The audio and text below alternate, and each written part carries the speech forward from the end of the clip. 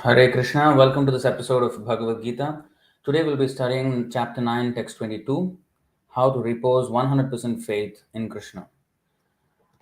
Om Namo Bhagavate Vasudevaya, Om Namo Bhagavate Vasudevaya, Om Namo Bhagavate Vasudevaya, Om Ajnanatimidandhasya Jnananjana Shalakaya Chakshurunmilitam Yena Tasmai Shri Gurave Namaha Shri Chaitanya Manobhishtam Sthapitam Yena Bhutale Swayam Rupah Kada Mahyam Dadati Swapadantikam Vandeham Shri Guru Shri Yutapadakamalam Shri Gurun Vaishnavamscha Shri Rupam Sagrajatam Sahagana Raghunathanvitam Tam Sajivam Sadvaitam Savadhutam Parijana Sahitam Krishna Chaitanya Devam Shri Radha Krishna Padan Sahagana Lalita Shri Vishakhanvitamscha He Krishna Karuna Sindho Dinabandho Jagatpate Gopesha Gopika Kanta Radha Kanta Namostute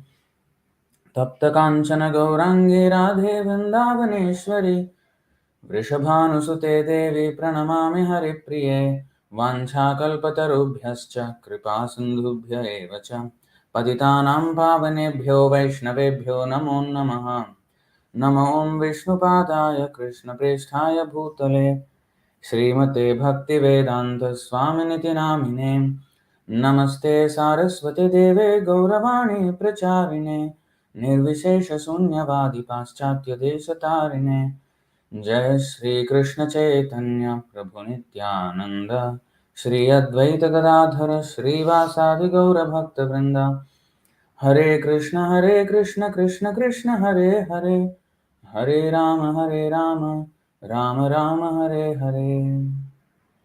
So thank you again very much for attending this live stream on chapter 9, text 22 of the Bhagavad-gītā. Topic being how to repose 100% faith in Krishna.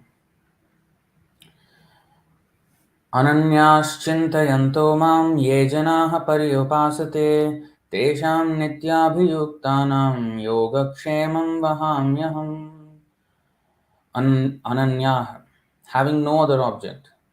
Cintayanto, concentrating. Mam, on me. Ye, those who. Janāḥ, persons. Paryupāsate, properly worship. Teṣāṁ, of them. Nitya, always. Abhiyuktānāṁ, fixed in devotion. Yoga, requirements. Kṣemaṁ, protection. Vahāmy, carry. Aham, I.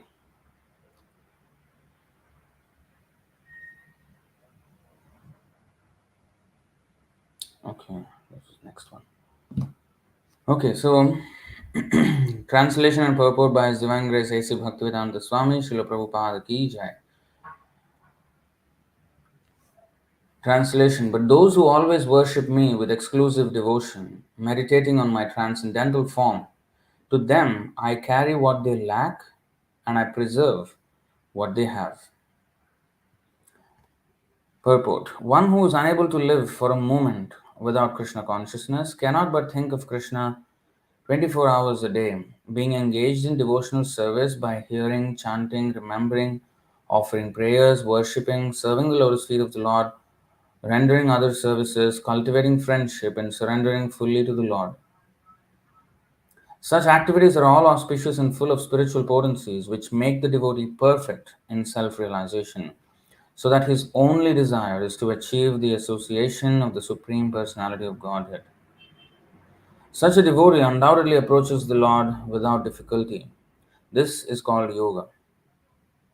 By the mercy of the Lord, such a devotee never comes back to this material condition of life. Kṣema refers to the merciful protection of the Lord. The Lord helps the devotee to achieve Krishna consciousness by yoga, and when he becomes fully Krishna conscious, the Lord protects him from falling down to a miserable conditioned life. Extremely important verse, and quoted many times by Srila Prabhupada as well. So let's unpack here. ananyāś cintayanto mam ye janāḥ paryupāsate teṣāṁ nityābhiyuktānāṁ yoga-kṣemaṁ vahāmy. See, Ananya word is very important, and paryupāsate is very important. Nityābhiyuktānāṁ is very important. So anya means others, other, other than something. You see, ananya means nothing else, nothing else. So ananyāś cintayanto maham. So those who think of Krishna and nothing else but Krishna, this is called exclusive devotion. There's no worshipping other demigods or forefathers or humanity, nothing. Only Krishna. Now, one may think that that is very limited, and very much fruitless. An ordinary materialist would think like that. What is the use of serving Krishna? Because Krishna doesn't need our service. But the humanity, the suffering humanity needs our service, so therefore we should actually serve the humanity. So there are two words in Sanskrit, seva and daya. Seva is when we serve a superior. Daya is when we serve an inferior. We show compassion to them. So the suffering humanity and trying to serve them, that is daya. And seva is for somebody superior. That is to Krishna. Of course, there are many superiors, and the supreme most is Krishna. Okay? So now, why do we need to serve someone superior?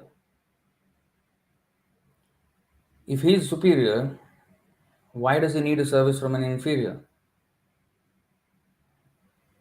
Right? So the question is, there is no need. It's not about need. It's about how we grow.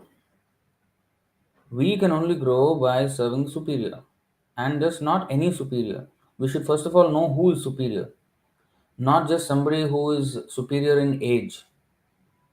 Just because somebody was born before me doesn't mean he's superior. In that case, Sukadeva Goswami spoke the Srimad Bhagavatam when he was only like 16 years old.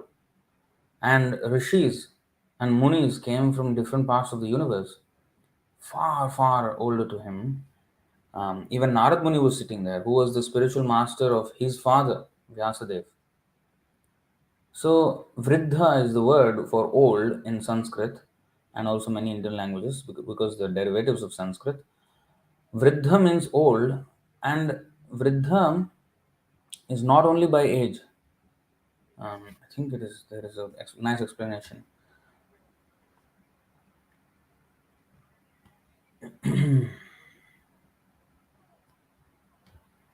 Because there can be Vriddha by knowledge as well, and realization, wisdom. And that does not. Okay, let's see this verse.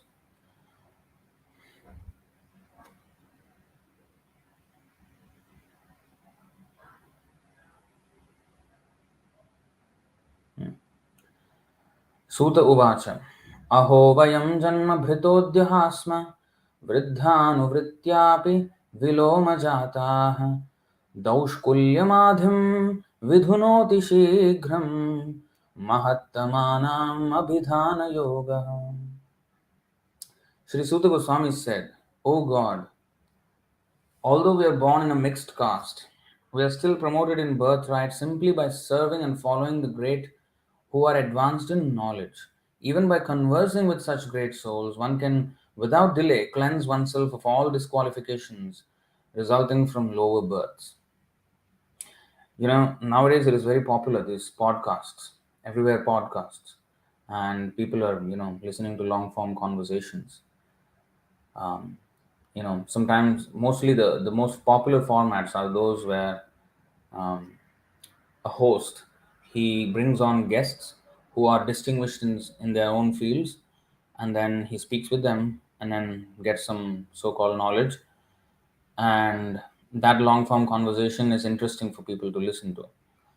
Now, this is not very new, because in the olden times this was the exact same way how knowledge was passed, but not exact same way, I would say. Because here they sit as equals on a same table and then on the same height and everything. And there's not much submission. It's like a conversation, more like a friendly conversation. And you know, yeah, maybe one is learning, one is not. One is actually imparting whatever wisdom he has, but it's all the subject matter is material. But such podcasts used to happen, and those podcasts are recorded. Srimad Bhagavatam is full of such podcasts. This is the transcendental podcast. Parishit Maharaj is questioning, Shukadeva Goswami is answering. Maitreya Muni is answering, Vidura is questioning, Maitreya Muni answering. Suta Goswami answering, the Shaunaka Rishi and the sages at Naimisharanya question. So, a very nice format in which there is a guru and a disciple. And it is not just, usually you see what podcast is. There is one person who's asking questions like an interview, another person is like answering, and the rest of people are listening to the conversation of these two. And there is no real profit in such conversation. We'll get to know about the surroundings of this material world. But this is what happens when such podcast is about Krishna. Vasudev कथा प्रश्नः पुरुषां स्त्रीन् पुनातिः वक्तारं प्रच्छकं श्रोत्रीं तत्पादसलिलं यथा वासुदेव कथा प्रश्नः. The Ganges, I always like to read it as Ganga. English way of saying is Ganges. They cannot pronounce properly even one word Ganga. So anyway, the Ganga, emanating from the toe of Lord Vishnu, purifies the three worlds, the upper, middle, and lower planetary systems. Similarly, when one asks questions about the pastimes and characteristics of Lord Vasudeva, Krishna, three varieties of men are purified: the speaker or preacher, he who inquires, and the people in general who listen. This is the most purifying podcast. Srimad Bhagavatam, Bhagavad-gītā, these are the most purifying podcasts. So these are the podcasts we have to listen to. So here we have questioning and the Vriddha who is old by knowledge. Actually, the verse before, you see 1:18:18. If you see the word here, Vriddha Anuvritya, by serving those who are advanced in knowledge. See? Now, if we see the purport, Prabhupada explains nicely. Suta Goswami did not take his birth in a Brahmana family. He was born in a family of mixed caste or an uncultured low family. You see? That is proof in itself that, such a great speaker of Bhagavatam does not have to be born in a so-called Brahmana family. Caste by birth is rubbish. That is quite clear. Now, but because of higher association, this is the thing. It is not that, one is born in a low family, but it doesn't matter. There is impurity in such a birth. It is not that it is entirely wrong that, there's nothing to do with birth. No, it has to do with birth. Because karanam guna sangosya sadasa dyoni janmasu. One takes his birth according to his association with the three modes. If he was in the mode of ignorance or whatever, then he will take birth in an ignorant, circumstance in a family. But then the thing that purifies him of that low birth is the association of saintly persons. That is what switches. So at that point, the birth doesn't matter anymore.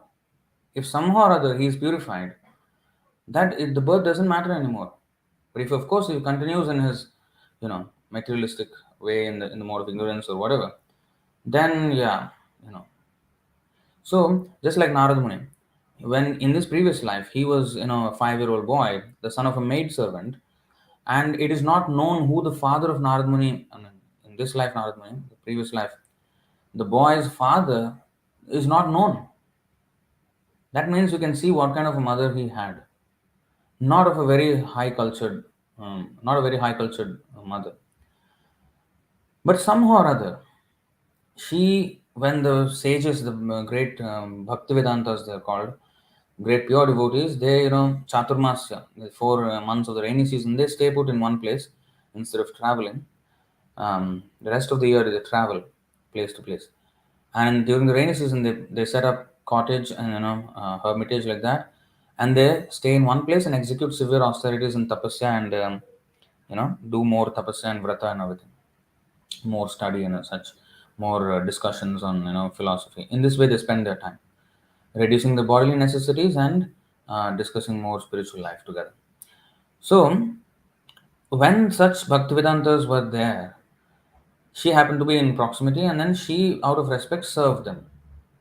And as she was serving, her 5-year-old boy also, came in to help his mother, and obedient boy.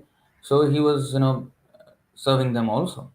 And then once he took their permission and he took some prasadam remnants from their food, and he became a great devotee.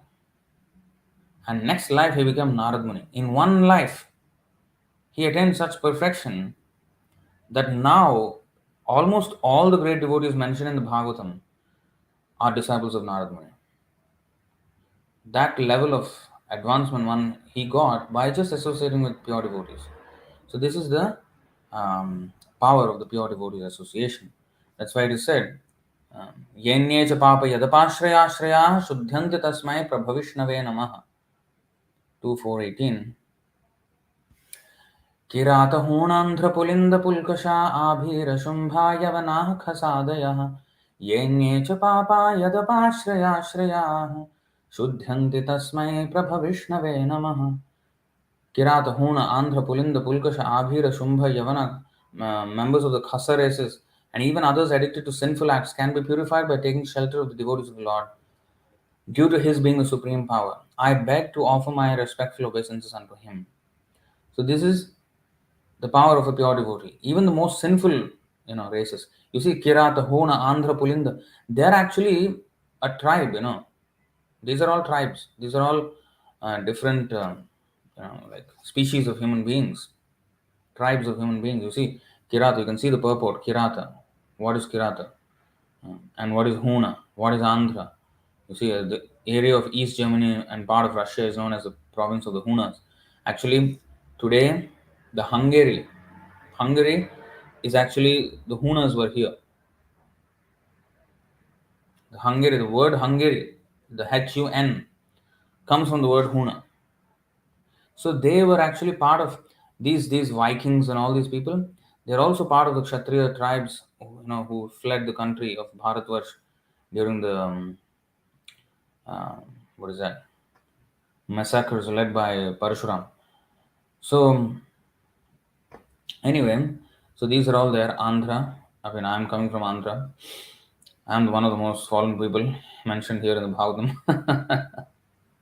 So um, you see, it's still extant under the same name. Yeah. In fact, my state is called Andhra Pradesh, the area of Andhras. So these are tribals who are very, very low in their culture. But it is said here, so although they are low birth, we are not saying that they are not of low birth. Yes, there is a certain impurity attached to birth, purity or impurity. But it is only a kickstart. Like, if I'm born in a Brahmana family, that's a kickstart, yes. But I have to keep going with that. If I associate again with the mode of passion and ignorance, I will come down. So, and on the contrary, if one is born in a family or a country or a place where it's not of a very high grade culture, but if he associates with pure devotees and takes to the process seriously and he imbibes that culture, then there is nothing stopping him from actually achieving complete perfection in this life. And he should not be not called a saint. If he's saintly, he's saintly. That's it. Okay. So anyway, so let's read the purport. Continue the purport of 1:18:18. Sutta Goswami did not take his birth in a Brahmana family. He was born in a family of mixed caste or an uncultured low family. But because of higher association, like Sri Sukadeva Goswami and the great rishis at Naimisharanya, certainly the disqualification of inferior birth was washed off. And this is why Vaishnava Jati Buddhi is Naraki. if we consider Vaishnava as coming from some caste or something, it is hellish. It is not that, but as I again mentioned already, the impurity of a lower birth is not denied. Is not denied.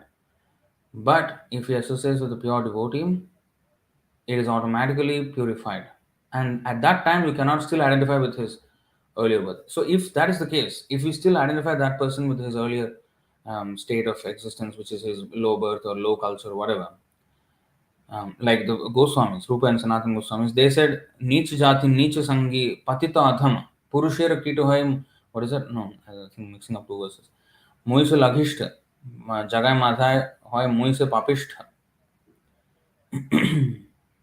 So we are most fallen, our association was fallen, our birth was fallen. They are saying like this. So yes, they have come from a low birth, or actually not low birth, very high birth, Saraswat Brahmins, but their culture was low because they associated with meat eaters and everything. Now, once he becomes a Vaishnava, he cannot be identified with the earlier association. If we do that, then we are also subject. Suppose I'm born in, I'm born in a Brahmana family. Okay. But if I were to be judged on my previous association, prior to this life, I had many other associations in different species of life. And I was associating, maybe when I was an animal, I was associating with other animals. Maybe I was associating with dogs. So should I be now considered dog? So if I say that, oh, previous disposition still matters, then how previous you want to go back? When you were a worm in the stool, when you were Brahma, or when you were in Vaikuntha, what matters? What matters is our current state of consciousness. That is what matters. My current state of consciousness. We have all fallen. We have all fallen. Today we are some so-called superior birth. Sometimes we are in inferior birth. This is how we are, rising up and down the waves of the material ocean. So our birth, yeah, it was past. But if we continued in that same association, yeah, then our current disposition is just according to the birth. But if I changed my disposition by a different association, then now my current merit is what matters. Merit or demerit. So if I'm born in a Brahmana family and I associated with low class people and I became a low class person now, I cannot be identified as Brahmana. And if I was born in a low class family but I associated with sadhus, then I cannot be associated with the low class. So that's what it is. It's always merit based, not some irrelevant birth based. Yeah? But because of higher association like Sri Sukadeva Goswami and the great rishis at Naimisharanya, certainly the disqualification of inferior birth was washed off. Lord Sri Chaitanya Mahaprabhu followed this principle in pursuance of Vedic usages, and by his transcendental association, he elevated many low-born or those disqualified by birth or action to the status of devotional service and established them in the position of acharyas or authorities. Haridas Thakur was such, Rupa Goswami, Sanatana Goswami was such, so many, Jagai Madhai. He clearly stated Chandkazi. Devotees even now they go and visit Chandkazi's samadhi. Just imagine.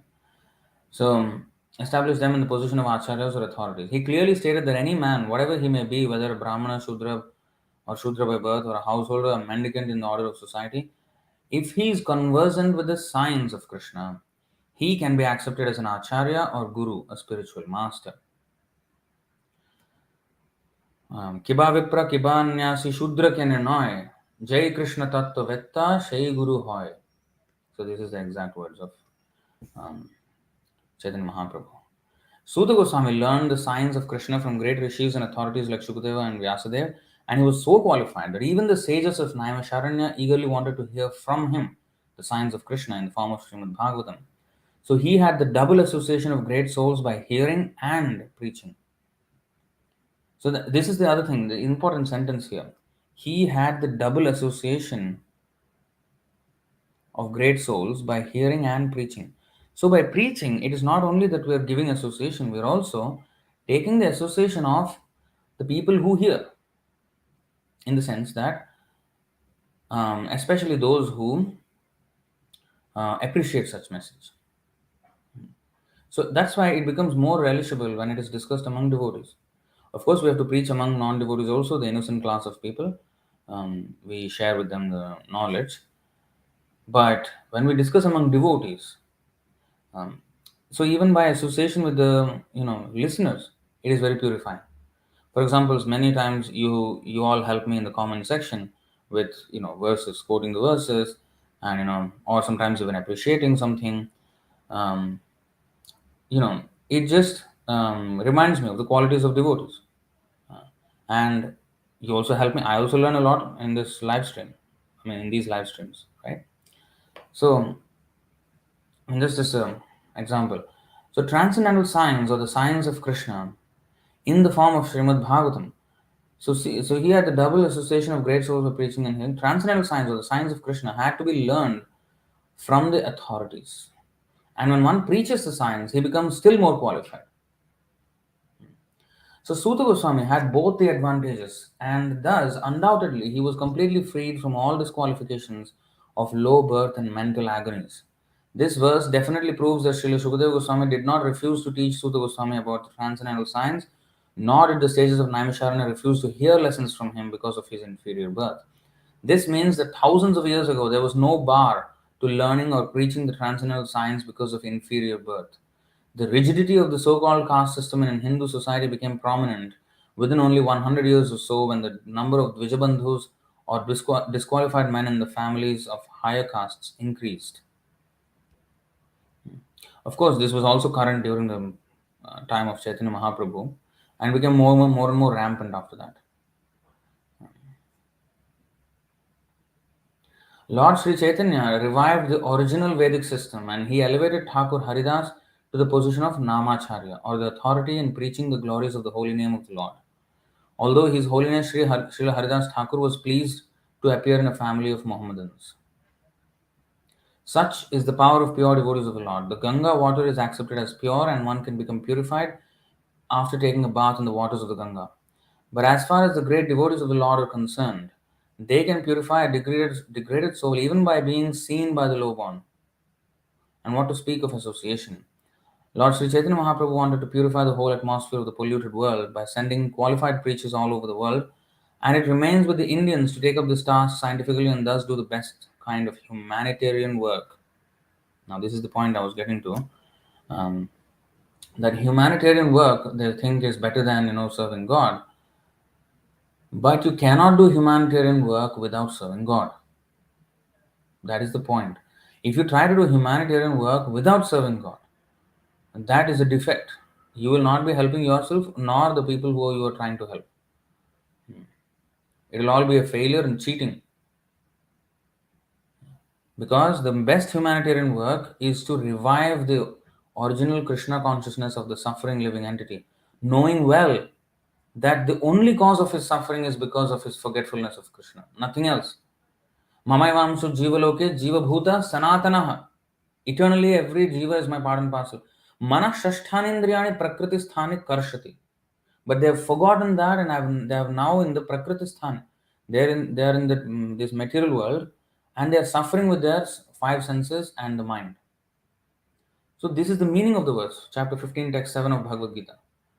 So they are struggling only because they do not remember that they are eternally parts and parcels of Krishna. So karshati means to struggle. So to relieve them of the struggle, of the suffering, one has to remind them of Krishna. Remind them of Krishna. And all their suffering is only because of forgetfulness of Krishna. And if he is remembered, then why can't he supply? Why can't he supply? He is supplying even to those who don't remember him in the animal kingdom. So why can't he supply? In human life, we are supposed to remember him. But when we don't, sometimes we are punished so that we may come back to remembering him. So this has to be preached. The mental diseases of the present generation are more acute than bodily diseases. And it is more so even today. I mean, in 2023, where people are having all kinds of mental problems. It is quite fit and proper to take up the preaching of Srimad Bhagavatam all over the world without delay. Mahattamanam Abhidhana also means dictionary of great devotees. or a book full of the words of great devotees. Such a dictionary of the words of great devotees and those of the Lord are in the Vedas and allied literatures, specifically the Srimad Bhagavatam, Mahattamanam Abhidhana. So, Vriddha by knowledge. Jnana Vriddha, this 421.44.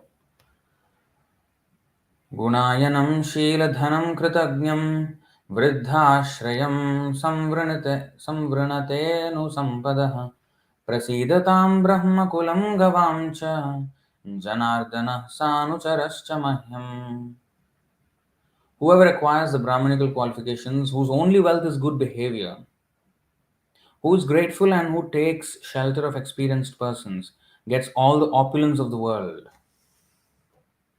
I therefore wish that the Supreme Personality of Godhead and his associates be pleased with the Brahmana class, with the cows, and with me.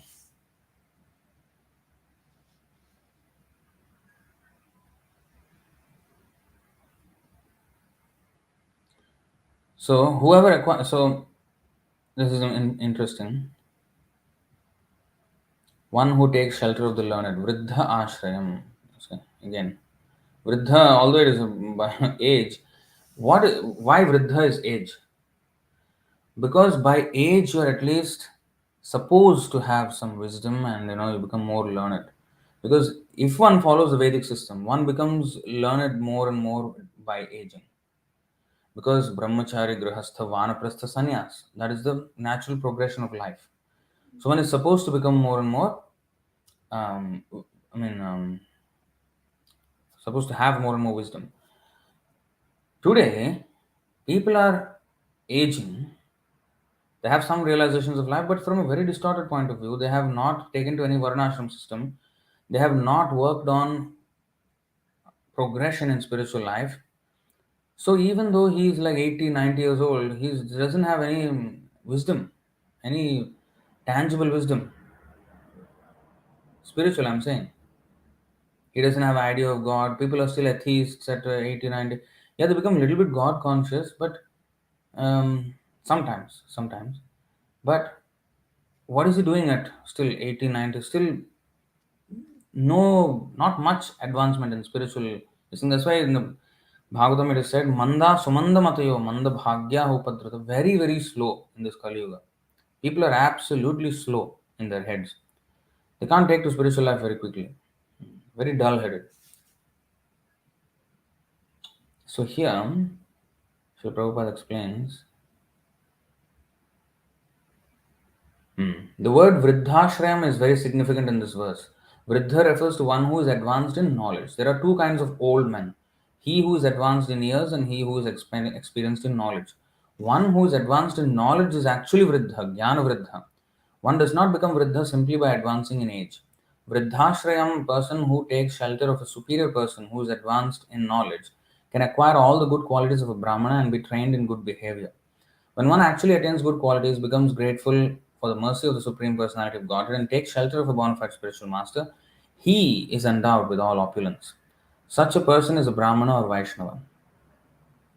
Now, if a, I'll give you an example to understand this a bit more clearly. Vriddha by knowledge, and not just one doesn't become Vriddha by age, actually. Um, it is like this. Suppose there is a mentally retarded person. He behaves, although he has a body of a big, adult, he behaves like a small kid, like an infant, or a little more than that. His brain development is at say 3 years, 4 years old, but his body development is at 30 years old. Now you wouldn't consider him an adult. You wouldn't treat him like an adult. You would treat him like a child. So if this is the case, why then not the same be applied to jnana as well? When we say jnana, we're not talking about this PhD and this degree, masters. This is not jnana. Jnana means spiritual knowledge, transcendental knowledge. What is spirit? What is matter? Who am I? Who is God? This is the subject matter we are talking about. So jnana vriddha, if a person does not have jnana, it is said, dharmo hi teṣāṁ adhiko vishesho dharmena hina pashubhir samana.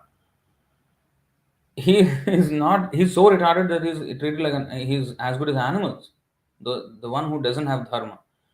So if a person is old and he has a retarded brain of an animal, how can we consider him vriddha? How can we take lessons from him, take advice from him on what?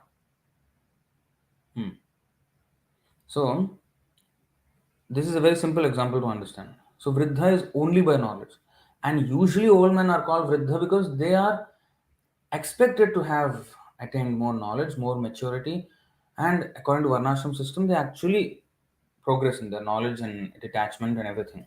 That is how it is designed. But if I don't follow that design and just want to be entitled with the title of being learned and be addressed as such by the younger generation of people, that is a rubber stamping vriddha. The real qualified vriddha is he who has knowledge. Okay. Okay, so Daushkulyam in this 11818, Daushkulyam means in a bad family or a bad association.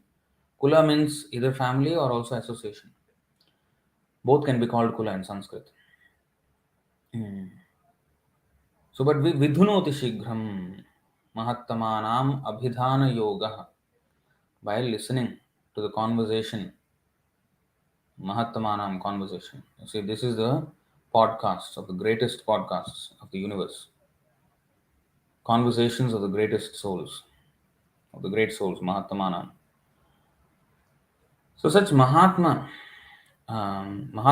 they what they do, this is what they do.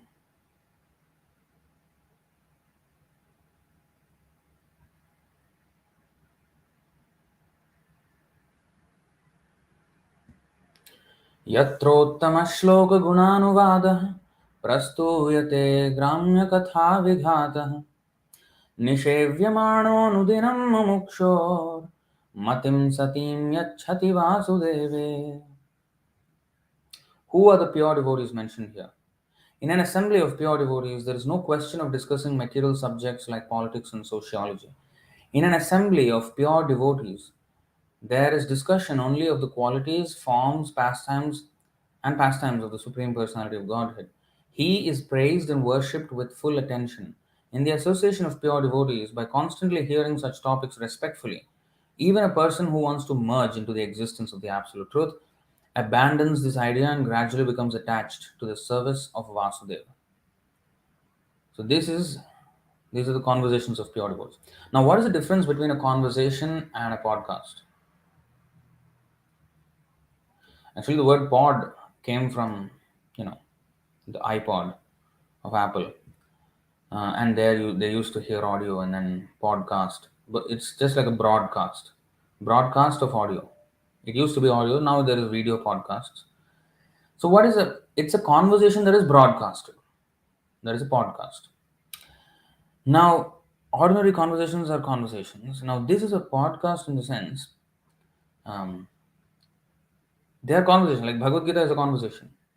But Krishna made arrangement for it to be broadcasted all over the world and much ahead of his time. Uh, much ahead of his time. So that is very important to understand that this concept is not very new. It is very, very old. And original podcasts are by Krishna and his pure devotees. And it is purifying. It is purifying. Now, why did we, you know, um, talk about all this? Because today's verse is 922. So, ananyāś cintayanto mam. So, that is the point. So, if one is constantly thinking of Krishna, ye janāḥ paryupāsate, those who properly worship him, teṣāṁ nityābhiyuktānāṁ yoga-kṣemaṁ vahāmy aham. So, it doesn't matter where they come from, but if they engage in this, Krishna is not saying I am rewarding those who are born in Brahmana families. No. I am rewarding those who are always thinking of me. Not that they thought of me once. Yeah, even those people will be actually be very much favored by Krishna, because even sevam managapi kritam bahudha bhyupaiti. Even a small seva done to Krishna Krishna takes it as a great thing and he rewards. But especially those who, without wavering, engage in thinking of Krishna and engaging in his service, there is no question of fall down. Yoga-kṣemaṁ vahāmyaham. Vahāmy means carry. Um, that's why vahanam. Vahanam means vehicle. What is a vehicle? In fact, even the English word vehicle sounds like vahanam.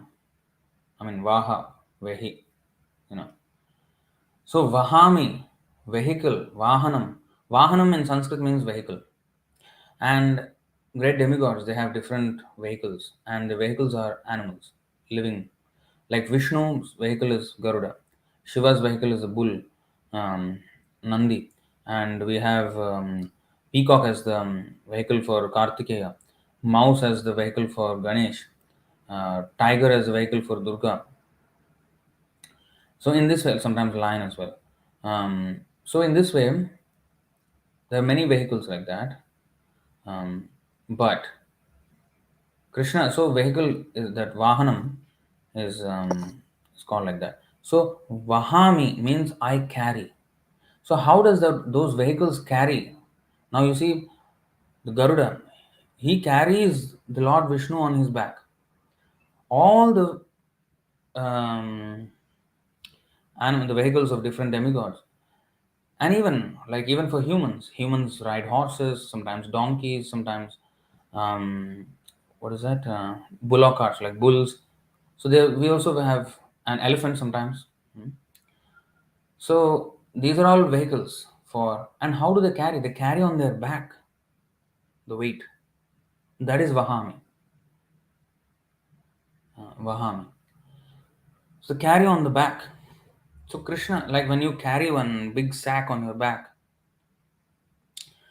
Krishna says, I carry what he lacks and I preserve what he has. Now, in this preservation and carrying what he lacks, what does Krishna preserve and what does he carry? Because sometimes um, devotees, especially maybe beginner devotees, not so advanced, they may think that Krishna carries my material life. Okay, whatever I want, Krishna will carry. Um, you know, I have come to Krishna for some job. He will make sure it will be done. Now, Krishna can do it, of course, but he sometimes may not also do it. So, actually, what does he protect and what does he carry? And that is explained very nicely in the purport. Let's read a little bit about this in the purport.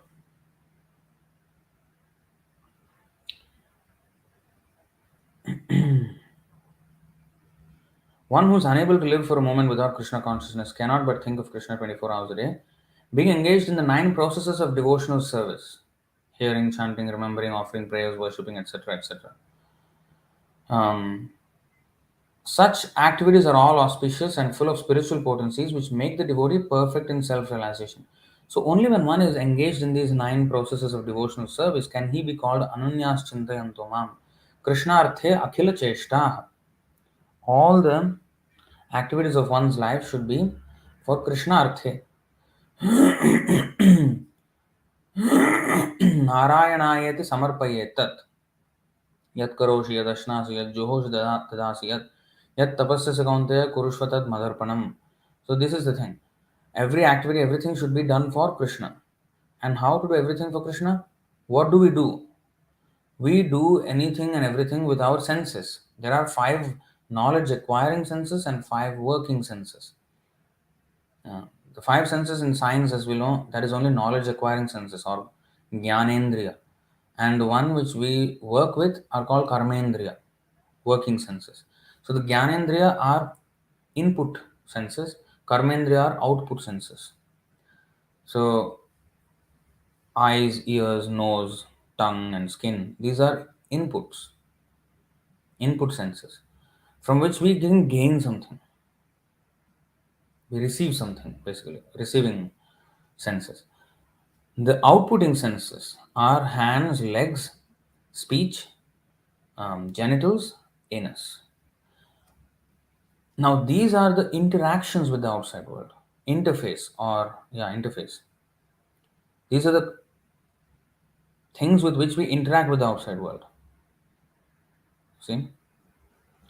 Whether by receiving something from the outside world or outputting something into the world. See? So with our hands and legs we work, and we do physical work. And by speech we, you know, what is this?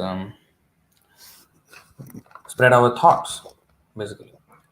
And by genitals, one brings forth population in this world. That is an output.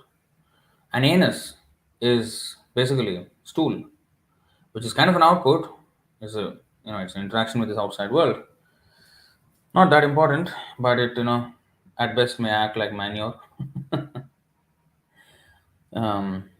So something like that. So now, and in fact, that is how manure and seeds are sometimes deposited, not only by humans but animals as well. And this is how the input and output are there. So karmendriya, jnanendriya. Now, all such senses should be used in Krishna's service, and the leader of all these senses is the mind. The mind, and of course, mind is controlled by intelligence. So all these things have to be properly directed by Shastra, Guru, Sadhu, Shastra. And such activities are all auspicious and full of spiritual potencies, which make the devotee perfect in self-realization, so that his only desire is to achieve the association of the Supreme Personality of Godhead. Let's be honest. Our current desire is not solely to, achieve the association of the Supreme Personality of Godhead. And that is our problem.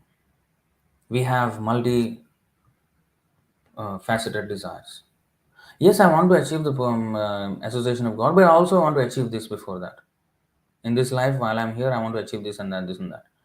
That exactly is our problem. So if I want that, then it has to be to the exclusion of everything else.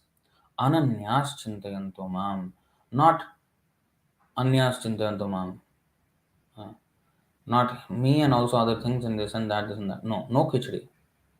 Simply straight, exclusive thinking of Krishna. So we have to always judge ourselves but by how close we are to that exclusive thinking of Krishna. So like that we have to judge ourselves. Now, such a devotee undoubtedly approaches the Lord without difficulty. This is called yoga. Now, yoga-kṣemaṁ, vahāmy aham. Yoga means that, which is, he's trying to improve his connection with the Lord, his relationship with the Lord.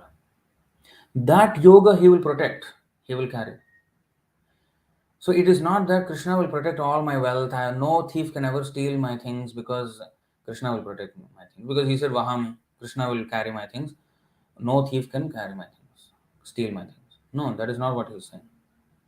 Thief may actually sometimes take it away. And that is actually maybe Krishna's arrangement also. Because I am too attached to things, maybe thief will take it away so that, I don't have certain thing. So because that thing is making me away from Krishna. You see? So sometimes Krishna makes arrangement for that thing to be snatched away. Like for example, in Srila Prabhupada's life, he was, thinking of, serving the spiritual master by first getting some great amounts of money by doing business and using that money in Krishna's service by, printing books and, starting preaching and everything. So he was having this big business in Allahabad and Prayag and some pharmaceutical business. And he was, in Kolkata and he was shuttling back and forth. So one day as he was in Kolkata, he got a letter saying that, his business in Allahabad was completely taken away by his manager. He cheated him, however. So when he got this letter, Prabhupada was smiling. Krishna has taken away my only attachment. So Because he said there was no disagreement between me and Krishna ever in my life. Only this one thing where I wanted to make money and then print books, but he wanted me to just, oh no, he said, I wanted to have money and then preach, but he wanted me to preach and then he will give the money. That was the only disagreement between me and Krishna, and that Krishna has taken away. He has taken away my so called plans, and then he made me fully surrender. So, um, so what does Krishna protect? He protects our devotional service. Our Krishna consciousness is what he protects. Yoga-kṣemaṁ vahāmy aham. I preserve what he has and I carry what he lacks means what he has means not yoga. You see, requirements, okay, here is mentioned requirements. But requirements for what? Why would he be very eager to carry our material requirements which make us forget him? He's not eager to do that. In fact, of course, he takes care of our requirements always, even when we are not his devotees. You know, eko bahunam yo vidadhati kaman. He is supplying the necessities and the requirements for all, you know, um, species of life. What to speak of humans? So why only ananyāś cintayanto mam? Yoga-kṣemaṁ vahāmy. Every species, right? Not to those only who think of him undeviatedly. So what is the meaning? So here when he says yoga-kṣemaṁ vahāmy, the requirements are of spiritual nature. Of course, material requirements sometimes he may. In the course of protecting our spiritual requirements, he may incidentally want to protect our material requirements, which are dovetailed in Krishna's service and which are actually spiritual requirements. He may do that. But we should not equate or use Krishna using this verse of 922 that, oh, he will protect my material life, he will keep my job, he will make me, help me in my promotion of to a higher job or something. That is rubbish. So here, 5:19:27, Satyam dishatyarthitamarthito nirnam naivarthado yat punararthita yatah swayam vidhatte bhajatam anichchatam ichhapidhanam nijapada pallavam. The Supreme Personality of Godhead fulfills the material desires of a devotee who approaches him with such motives, but he does not bestow benedictions upon the devotee that will cause him to demand more benedictions again. However, the Lord willingly gives the devotee shelter at his own lotus feet, even though such a person does not aspire for it, and that shelter satisfies all his desires. That is the Supreme Personality's special mercy. So this is the actual mercy, yoga-kṣemaṁ vahāmy, that he is talking about is this. And this yoga-kṣemaṁ vahāmy is, very nicely said in this verse. He preserves what he has. And let's see how he does that. Nehabhikramanashosti pratyavayo navidyate swalpamapyasya dharmasya trayate mahato bhayat. Nasha na iha abhikrama nasha asti. In this endeavor, there is no loss because Krishna personally protects. When Krishna protects, Rakhe Krishna mare Krishna rakhe ke. If Krishna wants to kill someone, who can protect him? If Krishna wants to destroy someone, if Krishna wants to protect someone, who can kill him? So, Krishna is personally protecting yoga-kṣemaṁ vahāmy, and therefore neha abhikrama nasha asti. There is no loss in the execution of devotional service. And not just no loss, it is not lost, but even pratyavaya navidyate. Diminution is also not there. It is not lost entirely and it never reduces. Pratyavayo navidyate. Now,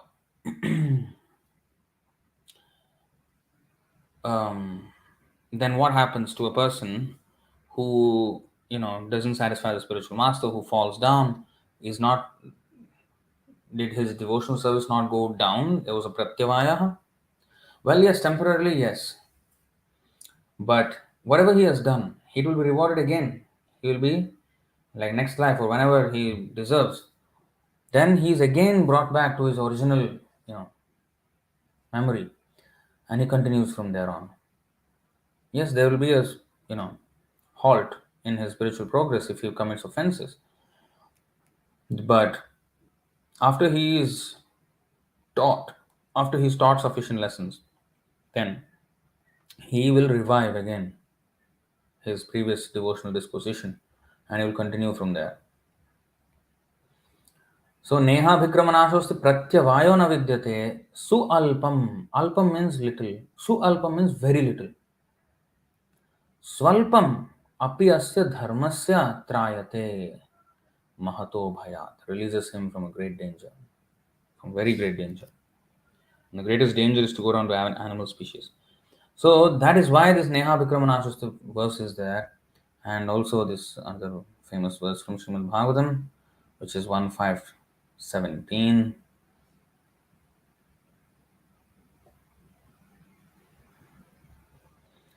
त्यक्त्वा स्वधर्मं चरणाम्बुजं हरेर् भजन्न पक्वोऽथ पतेत् ततो यदि यत्र क्व वा भद्रममु अभूदमुष्य किम् को वार्थ आप्तो भजतां स्वधर्मतः. One who has forsaken his material occupations to engage in the devotional service of the Lord may sometimes fall down while in an immature stage, yet there is no danger of his being unsuccessful. On the other hand, a non-devotee, though fully engaged in occupational duties, does not gain anything. So this is again yoga-kṣemaṁ vahāmy. Whereas those who do not take to devotional service, they may seem to gain everything when they do materially. Oh, they gain so much material assets. But what are they actually gaining? They are gaining a lot of hallucination. That this is theirs, but nothing is going to be theirs. So it's a false security, false asset. The real asset is Krishna's protection, which is he protects our devotional service. So this verse is very important by Sudama, 1081, 37, I guess.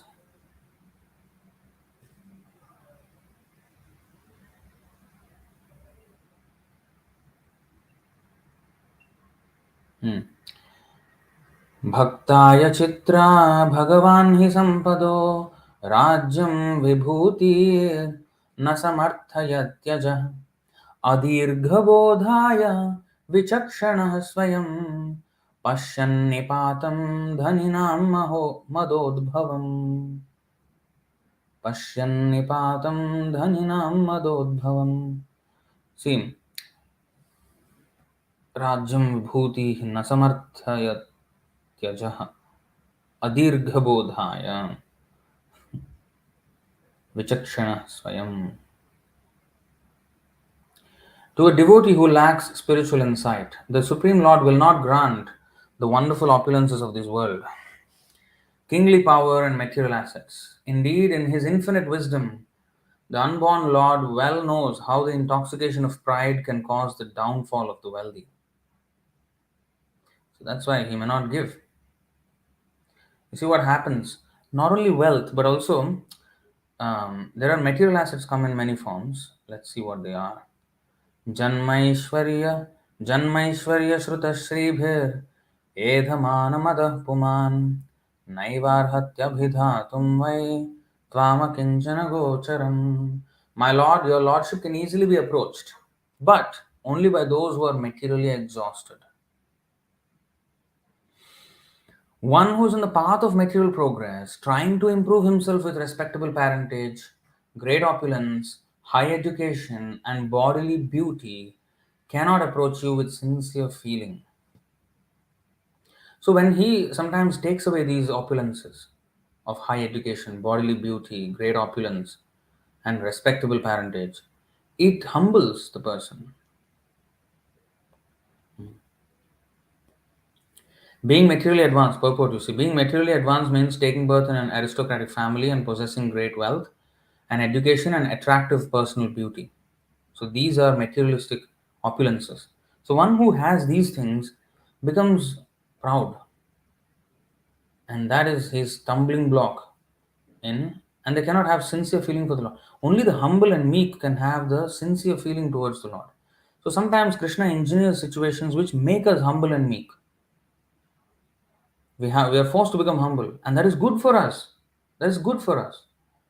We should take it as Krishna's mercy on us. If everything is nice and hunky dory, where will I become humble? I don't even know what humility is. I will be talking about it all day long, but I will never know what it is. One has to feel it. And that we can do if we are put in a very helpless situation. Why do we feel pride? Because we think we are capable of something. These assets, material assets, make us think that we're capable of certain things. But we forget to acknowledge the fact that whatever we have, certain powers that we have, like aristocratic birth, wealth, knowledge, good intelligence, and bodily beauty, were not exactly my choice. Of course, it's in a way it is my choice because I have acted in a certain way, and Krishna arranged this situation according to my previous actions and associations. But I can only act and associate in that way. But to actually give the facility based on that action, it has to be Krishna. Without his karmana daivanetrena, without daivanetrena, my karmana only doesn't um, is not sufficient, right? I did not choose who is going to be my parents and who is going to be my brothers and sisters. I did not choose. Sometimes we think, oh, I chose my spouse at least, you know. But no, you did not choose how and when she would be born and where and how she would meet you. You did not. Krishna's arrangement, there was, some association, and yeah, at that time, Krishna was the one who, made you choose her. But actually, who chose who? Each of the spouse will say, I chose him or I chose her, like this. But again, this is all the arrangement of Krishna. Sometimes arranged, sometimes so-called love marriage, but actually all is arranged by the Lord in different ways, in different forms. See? So ultimately, and even my own body, for example, my beauty, for example, or my intelligence, for example, or the lack of them, the lack of intelligence, or the lack of beauty, or the lack of aristocracy, the lack of wealth. Some people born in rich families, some people are not. So I did not choose. I did not choose how much beauty I would have, how much intelligence I would have. I did not choose. Neither did the parents choose. Who chose them? It's Krishna. So, but we take these borrowed assets from the Lord, and now we are confident of doing something. Oh, I can do this, I can do that. We say. That's why Bhaktisiddhanta Saraswati Thakur used to say, Krishna willing, I will do this. Krishna willing, I will do that. So he knows, although I may have the so-called capability and I may have even the confidence in my ability, I can only have if Krishna bestows me. The same Arjuna, after Krishna left, he lost a battle with the cowherd men who were carrying some sticks, and he was having this bow and arrow. Gandiva bow, which was feared. The entire earth was, even the demigods could not stand the Gandiva bow of Arjuna. And that bow could not produce any results after Krishna withdrew the power from it. So, we may have the same assets and everything, but we may lose if Krishna wills it so. So, never should we be too confident about anything. We can be confident. It's not that we will lack confidence and we will always have this. That is not what we're saying. The confidence should be in with Krishna. First of all, one thing, I can also say, oh, I am fully confident on my ability to, rob this bank, and Krishna willing, I will be able to rob this bank. Now, there is also confidence. First of all, we should be confident whether my activities are even serving Krishna. First, we should be confident whether I am situated in my servitude to Krishna properly or not. And how to be confident? By following the orders of the pure devotee. And by being confidently doing that, the result doesn't matter, but we can be sure that by following the order of the spiritual master, I am doing the right thing. And I should employ all my energies in that. That's how I should, whatever I can, I should be able to employ in that. First of all, knowing well that I am properly situated in my service according to the order of the spiritual master. So, so Krishna sometimes does things which people don't like to hear. Shri Bhagavan Yasyaham anugrahanami harishyet dhanam shanaihi tato dhanam tyajantyasya swajana dukkha dukkhitam. The personality of God had said, if I especially favor someone, I gradually deprive him of his wealth. Then the relatives and friends of such a poverty stricken man abandon him. In this way, he suffers one distress after another. Just read that again. If I especially favor someone, I gradually deprive him of his wealth. Then the relatives and friends will abandon him. In this way, he suffers one distress after another. This is what happens if Krishna favors someone. He puts them in distress. Then that person will try to relieve himself of those distresses, and Krishna will not allow him to become relieved. Next verse. Sayadavitathodyogo nirvinnah syad dhaneha matparaihi kritamaitrasya karishye madanugraham. When he becomes frustrated in his attempts to make money and instead befriends my devotees, I bestow my special mercy upon him. So, he makes multiple attempts to make money, to regain his lost position in society, but he becomes frustrated. That means Krishna will not allow him to even regain whatever he had lost. And then finally, losing all hope, he may come to the devotees. Because devotees, are the one will be the only nice people to people who have, nothing with them. They will say, okay, they'll give them some food, they will see how he can be part of the temple, he'll become, a good devotee. So they'll be nice to him.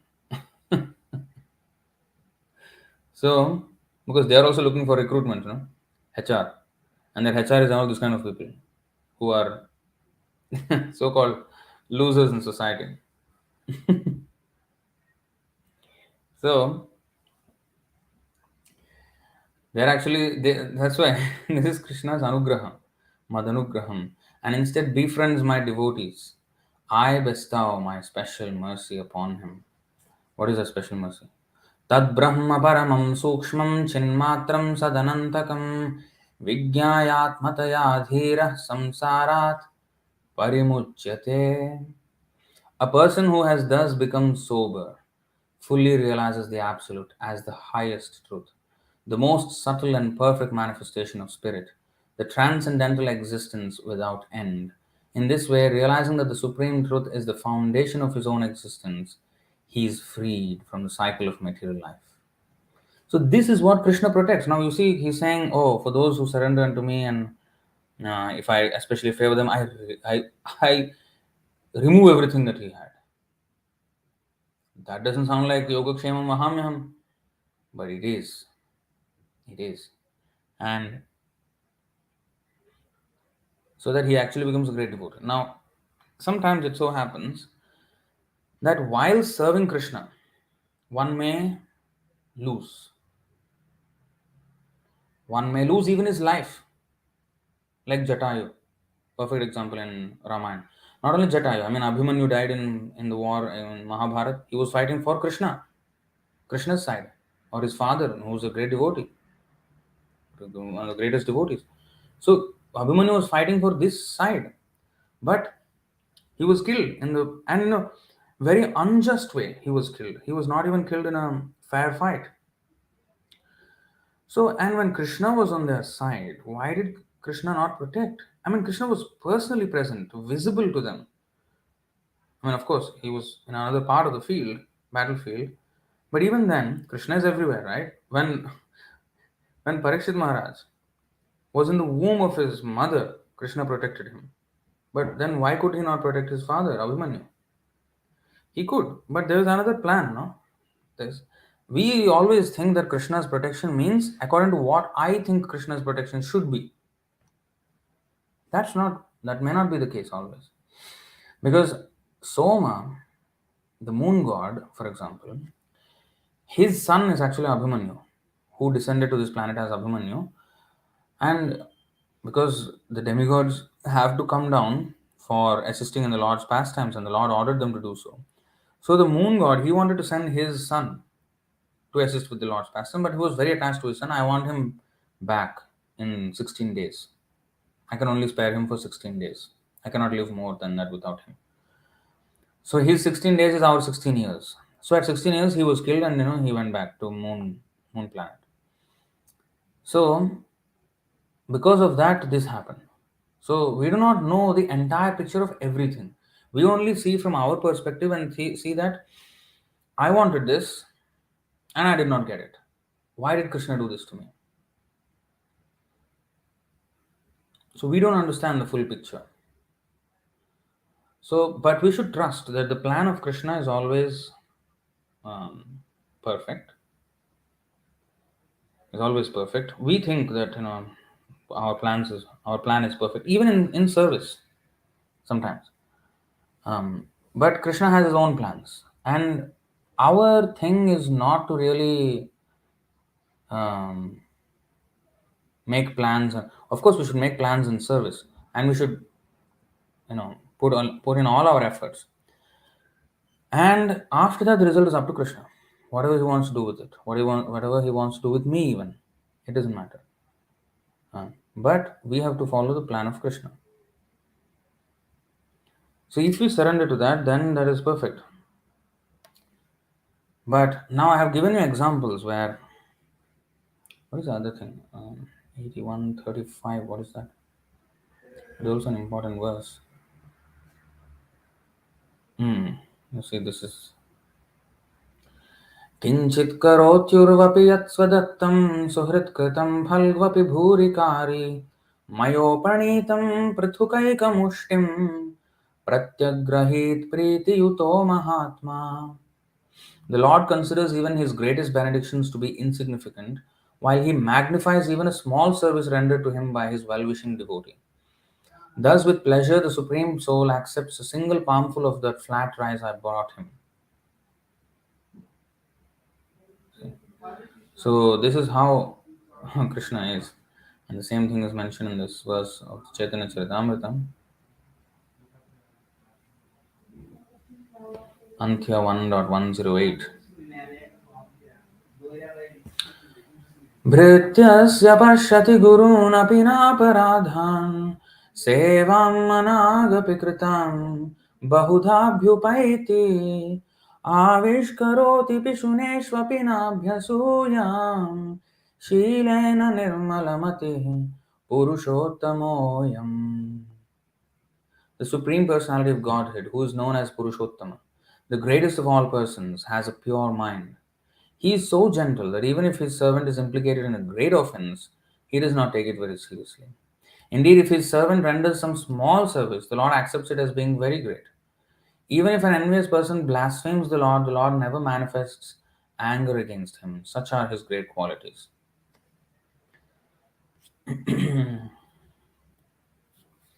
So, even the sevam managapi kritam bahudhabhyupaiti, even the small service he accepts it as very great. And the greatest of his benedictions, he considers them as nothing. So this is humility. The Lord is so supreme in his humility that no one can match him. Of course, when a devotee goes in a humble disposition, the Lord, praises it so much. But actually, nobody can be more humble than the Lord. How How else can the Lord become a driver for his devotee? How else can he become a messenger? When Rajasuya Yajna, he was washing the feet of everyone, all the guests. That was the service he took up. Krishna. In Maharaj Yudhishthir's Rajasuya sacrifice, his service he took up as the service of washing the feet of guests when they come. Krishna. Who can beat him in humility? Who can beat him in tolerance? We have gone against him for millions of aeons. And when we start chanting his name once, he will act like, we are the most greatest Mahatmas that ever existed in the history of the world. That doesn't make us Mahatmas at all. That only shows the greatest of Krishna's qualities. That how tolerant he is. We have called him all kinds of ill names before. We have been an atheist for trillions of lifetimes. And now we started chanting Hare Krishna. And instead of remembering all the stupid nonsense we have done against him, he is remembering that, hey, he chanted my name. He's so happy. And he, yoga-kṣemaṁ vahāmy aham. I will protect. Whatever he lacks, I will provide. Whatever he has, I will preserve. I will do everything. Vahāmy aham. I will carry like a vahanam, like a vehicle, like a truck, carrying his load. I will carry for him. Hey, Krishna is saying like this, treating us like a very special person, although we are special idiots. So, such are his great qualities. So we should never be proud of our devotional service. Oh, I am doing ananyāś cintayanto. Please. You should always remember that, like Bhaktivinoda Thakur taught us in his song, Asura sakal payalo charana vinod thakilo bosi. He said, I am such a great devotee that the greatest of demons went back to Godhead. We say Ravana is a rascal, Hiranyakashipu rascal, Putana is number one rascal, what a cheater, nonsense lady, and Trinavarta, all these, Kamsa, rascal number one, this, that. They all went back to Godhead. They are happily in association of Krishna and Vaikuntha Loka serving him. We are here in the material world. Who is bigger rascal? Now you decide. So why should I consider myself as such a huge, massive devotee where, I am the greatest of Mahatmas and everybody should fall at my feet? How dare anybody say anything against me? Nobody should dare. I'm the greatest of devotees. Only an idiot would think himself like that. Only a rascal number one. So I have given you until now the examples where Krishna takes away things, but there are also things where he, gave everything. Dhruv Maharaj, right?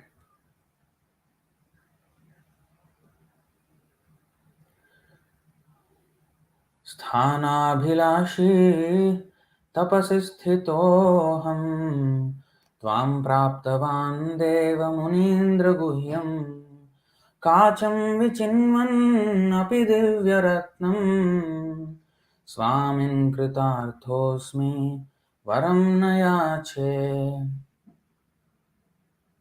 स्थानाभिलाषी तपसि स्थितोऽहम् स्थानाभिलाषी अन्याभिलाषिता शून्यम ज्ञानकर्माद्यनावृतम आनुकूल्येन कृष्णानुशीलनम भक्तिरुत्तमा. Described by I think Sanatana Goswami, Rupa Goswami. Anyabhilashita shunyam. When we are serving Krishna, ananyāś cintayanto. That is the exact word today you also use. Anya abhilashita shunyam. Every other desire zero.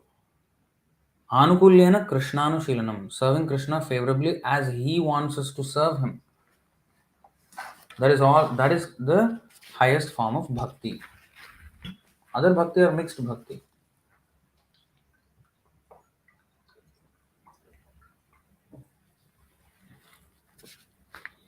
In a conversation, Prabhupada mentions what is mixed bhakti. He says mixed bhakti means karma mishra bhakti, jnana mishra bhakti. The bhakti part is mixture means it's a mixture of material and spiritual. The fact that he has approached God is spiritual because God is spiritual. But he's asking something from God that is material. He's asking something which is material from God. So that is material. So there's a mixture of spirit and matter. So that mixture bhakti is not bhakti. That is abhilashita. Sabhilashita bhakti. That means with the desires, materialistic desires. Anyābhilashita shuni. Now here, Dhruva Maharaj is saying, sthanabhilashi. I was interested in place. Place means status, high position. Desiring a very high position in the material world. You see?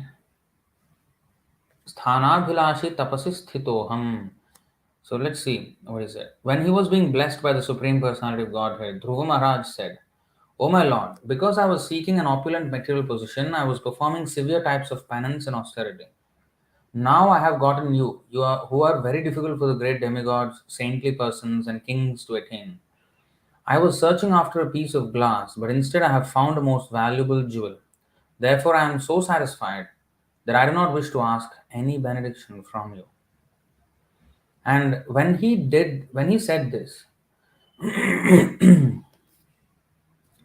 this Lord Vishnu, considered him the qualified recipient of all opulences. And he gave him the entire kingdom, pole star, Dhruvalok, a position higher than even Brahma. He was given by the Lord. And he ruled there for 36,000 demigod years. So it's something which why did the Lord give him then that much opulence? Because he knows that he will know how to manage. He will not be distracted. Why did Krishna give Sudama such a big opulence, big palace and everything? Because he knows he will never misuse it. Why did Krishna gave Srila Prabhupada such opulence? Because he knows he will never misuse it. But then the question arises, why then does Krishna give so much wealth to people who are not devotees?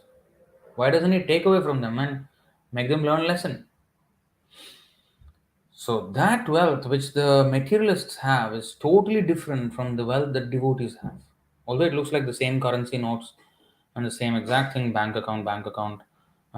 Sometimes even this materialist may donate some money to the spiritualist. The moment he donates it to the spiritualist, that money is different now.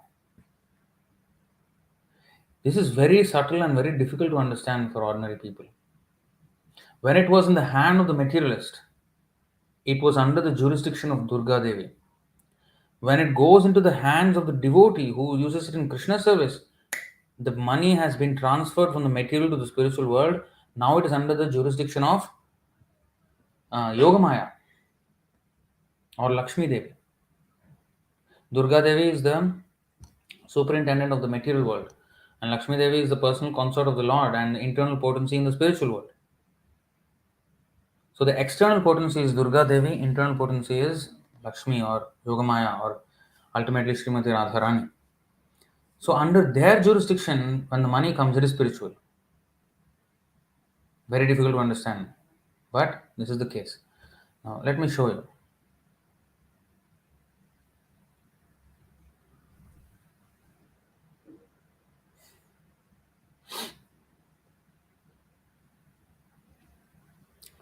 Now while I'm showing you this, if anyone in the comment section can help me with this verse, I think in the 11th canto, but I may be wrong. Maybe I remember something like 11th canto.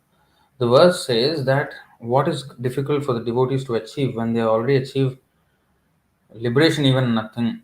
Like even liberation is very easy for them to achieve. What to speak of great opulence in this world. Of course, there is the one by Bilumangal Thakur, Mukti Swayam Mukulitanjali Sevate Sman, Dharmartha Kamagataya Samaya Pratiksha. Apart from that, there is a verse in Srimad Bhagavatam. So here, Lakshmi Devi is saying to Lord Narayan, Mat praptaye jesha surasuradayas tapyanta ugram tapa indriye dhiyaha rite bhavat pada parayanannamam vindantyaham tvadhridaya jita. O Supreme Unconquerable Lord, when they become absorbed in thoughts of material enjoyment, Lord Brahma and Lord Shiva, as well as other demigods and demons, undergo severe penances and austerities to receive my benedictions. But I do not favor anyone, however great he may be, unless he is always engaged in the service of your lotus feet. Because I always keep you within my heart, I cannot favor anyone but a devotee. So, purport. In this verse, the goddess of fortune, Lakshmi Devi, clearly states that she does not bestow her favor on any materialistic person.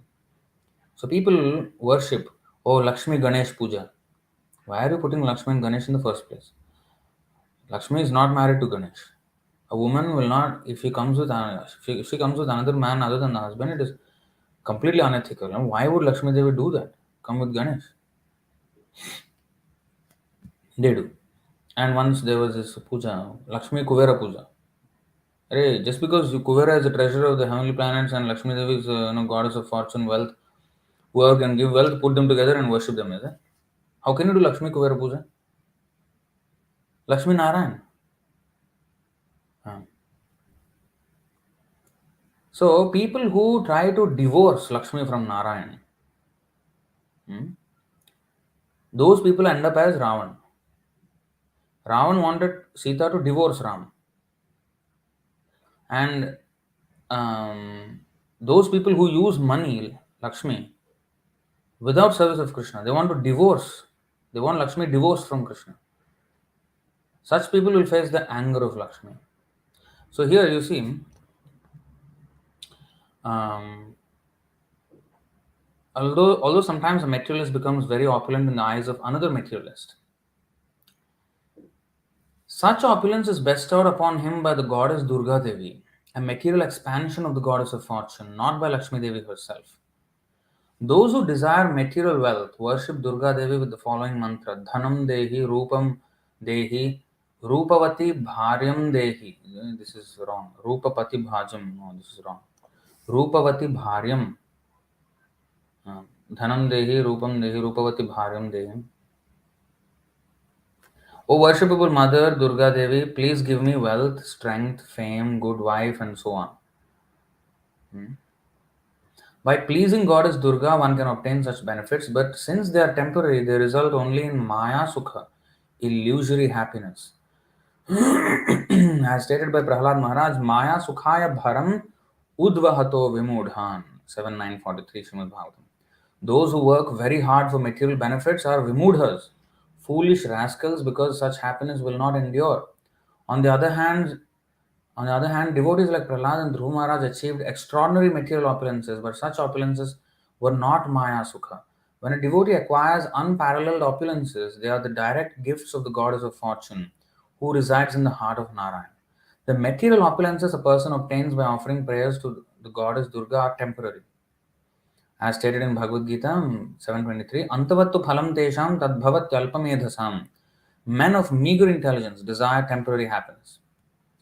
We have actually seen, this is a very important point, we have actually seen that one of the disciples of Bhaktisiddhanta Saraswati Thakur wanted to enjoy the property of his spiritual master. And the spiritual master, being merciful toward him, gave him the temporary property, but not the power to preach the cult of Chaitanya Mahaprabhu all over the world. That special mercy of the power to preach is given to a devotee who does not want anything material from his spiritual master, but wants only to serve him. Okay, actually we are digressing a little bit, but this is so important. See, the spiritual master, being merciful to him, gave him the temporary property, but not the power to preach the cult of Chaitanya Mahaprabhu all over the world. Now you see, just look at the parallel in ISKCON. Of course, seemingly outwardly they're preaching a lot and doing a lot of things, but where is it all ending? The gurus, they are taking these disciples, and then all kind of manipulation is happening. Okay, all that aside, Just see the latest incident that happened. What about the controversy regarding the comments on Vivekananda? ISKCON has all the opulence now, thanks to Srila Prabhupada's establishment. Now they all have so much opulence. The power to preach, what happened? I mean, to speak out the truth that Vivekananda was wrong, what he did was nonsense, and to point that out. And even if somebody point out that they're just pandering to the public and saying, oh, out of pressure from the public, they just retracted and reprimanded the person who said that, and agreeing and glorifying the cheaters like Vivekananda and Ramakrishna. And, you know, presenting them as the greatest, saints of one of the greatest saints of India. Where has the power to preach gone? That is what is real opulence. Not how many temples I may have, how many devotees I may have. What happened to the potency of the preaching? If somebody asks a question, that was actually a question and answer session in a class, and he was asked a question about Vivekananda, and he spoke. It was not a planned thing. Okay, so the standard a devotee should follow is to frankly answer a question and according to Shastra. And you know, not every time. I mean, I don't fully agree with everything that Amagalila Prabhu did throughout his public speeches. Like for example, that Sadguru thing. He pointed out what he did, but also he's glorified Sadguru. Oh, I appreciate him that he has brought so many youth to spirituality. No need of that. Absolutely no need of that. Um, so anyway, in this case, he correctly said what he said. But so today in ISKCON, you can't speak honestly against something nonsense. So where is the power to preach? That means the power to preach is being withdrawn by Prabhupada to them. They got the mercy, they got the wealth and all the thing, but the power to preach is declining at an alarming rate. How can and you see the one which we have made video about Vivekananda, what is it? Gaur Gopal. What is he doing? And not only Gaur Gopal, there are now people who are other devotees who are following in his footsteps, preaching this kind of you know motivational stuff, pseudo, half spiritual, half somewhere new age kind of something. They're preaching this kind of stuff. This brand of so-called preaching is being taken over in ISKCON. So where is the potency to preach? It is going down fast, and that is a sign of um, the withdrawal of the mercy of the spiritual master. When I cannot preach, when I cannot open my mouth and speak the truth, when my mouth is tied, that is a sign of lack of spiritual potency.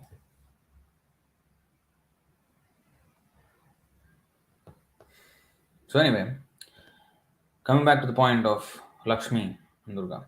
The story of the demon Ravana illustrates this point. Although Ravana tried to abduct the goddess of fortune Sita Devi from the custody of Lord Ramchandra, he could not possibly do so. The Sita Devi he forcibly took with him was not the original Sita Devi, but an expansion of Maya or Durga Devi. As a result, instead of winning the favor of the real goddess of fortune, Ravana and his whole family were vanquished by the power of Durga Devi. Srishti Sthiti Pralaya Sadhana Shakti Rekha. Pralaya happened in his entire Lanka because of Durga Devi. So, this is the thing, illusory Sita. So, the money that the materialists have, when Krishna gives them so abundantly, why does he give them? Because just like Ramchandra apparently gave away Sita to Ravan, right? Of course, he did not give away like that. But what is not known to Ram? So he knew that Ravana was lurking by, and then yet he ran after that deer. And anyway, even if he's that far away, how long does it take for Lord Ram, the Supreme Personality of Godhead, to, get back to Sita? I mean, we are chanting Hare Krishna. Krishna is in, Vaikuntha. He can hear us. And when Gajendra spoke to him, offered his prayers, what is that? Uh, Forgot that last line. Narayana Makhila Guru Bhagavan Namaste. When he said that, immediately Lord Narayan was there. Within a split second from Vaikuntha he came. Spiritual speed he was traveling at. So how long does it take for Ram to come to the hermitage of Sita Devi? So this is all basically he kind of gave away, right, Sita Devi, if you know all this about Ram.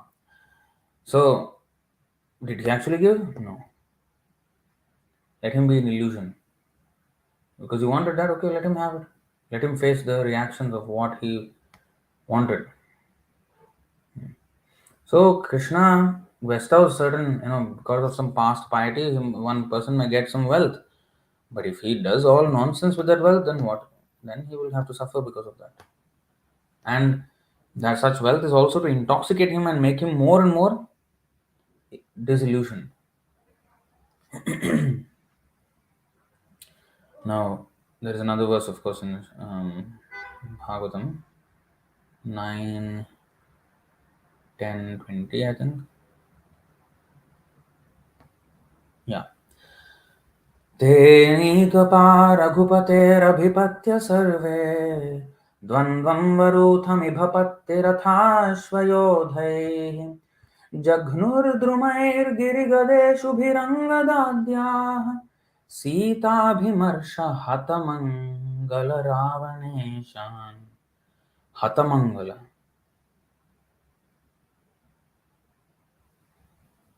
All auspiciousness was killed. Hatamangala. Angada and other commanders of the soldiers of Ramachandra faced the elephants, infantry, horses, and chariots of the enemy and hurled against them big trees, mountain peaks, clubs, and arrows. Thus, the soldiers of Lord Ramachandra killed Ravana's soldiers, who had lost all good fortune because Ravana had been condemned by the anger of Mother Sita. So, those who have so-called wealth, they are not yoga-kṣemaṁ vahāmy by Kṛṣṇa. They are not protected and under the watchful eye of Krishna. They are particularly given away to illusory energy to beat them. Sita abhimarsha. Abhimarsha means anger. So Lakshmi is not satisfied. She is not happy when one uses money in Krishna. In sense gratification. It's meant for Krishna. Lakshmi is meant for the pleasure of Narayan, not for our pleasure.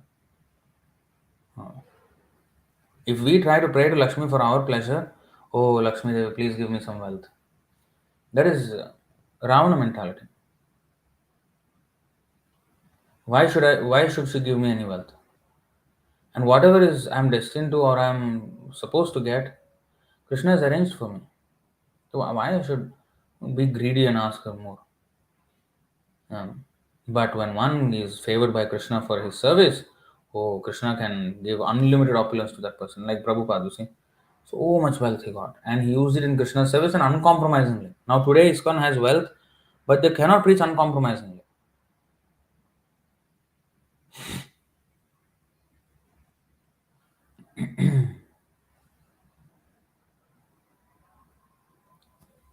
You see, this is Krishna's arrangement. You see, Dimitri Prabhu is saying, Radha Ramandas said, okay, you see, they're discussing more guidelines. Wow. Just look at this. There will be a code of conduct for preachers. To avoid similar incidents in the future, ISKCON has issued guidelines for its preachers to keep them from issuing statements that could hurt sentiments. This is so backward. This is so... You can see the complete withdrawal of Prabhupada's mercy here. The ISKCON leaders said that more guidelines are being discussed by senior Maharajas as a preventive measure. Wow. This is just... Okay, this is Radharaman Prabhu is saying. We have prepared a guideline for all our preachers and it has been shared with them. We are discussing the matter and we will come up with more guidelines. Actually, this whole episode has given a big lesson to all of us that how can a person destroy peace between different sects? Radharaman Das said. We have got our lesson and we are discussing more guidelines. There will be a code of conduct for the preachers and a lot is going to change. Okay, he told Republic. Wow. Okay, let's watch out.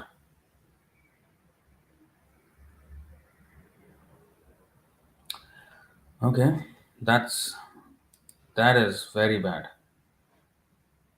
But you know what? It's good because now people can choose where they want to be. Huh? The more it becomes a place that is not representative of the mood of Srila Prabhupada, the more it is not the ISKCON that Srila Prabhupada gave us, and the more it will not attract the preachers or the devotees who are inspired by Srila Prabhupada books and his preaching. They are so afraid of hurting a few sentiments of certain people. So what? Preaching will hurt some sentiments. We will have to speak the truth.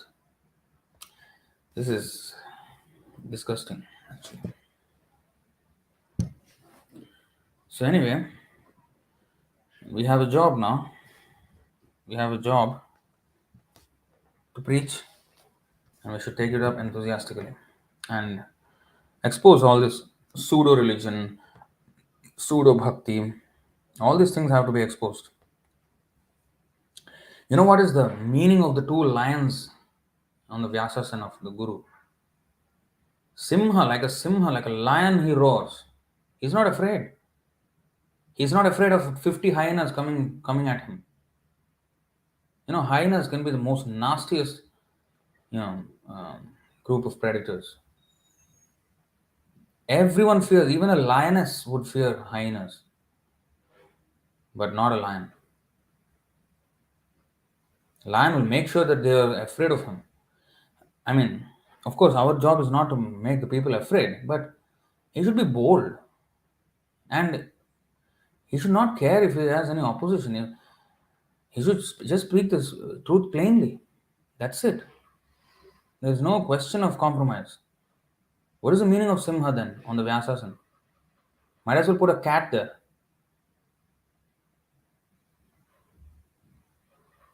This is absolute rubbish. Crumbling under pressure.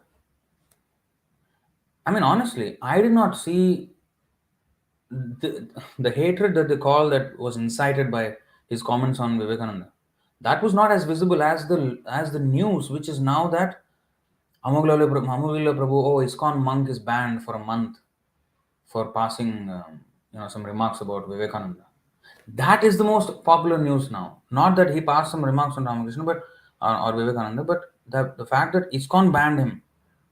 And yesterday, someone was sharing a video of another person supporting Vivekananda, and he was thanking ISKCON for taking a measure in which Amoglila Prabhu had to apologize. That is good on ISKCON's part. I would take such thanks from such a person as a shameful badge. I mean, badge of shame. So I should not be receiving thanks from such a person. Our organization should not.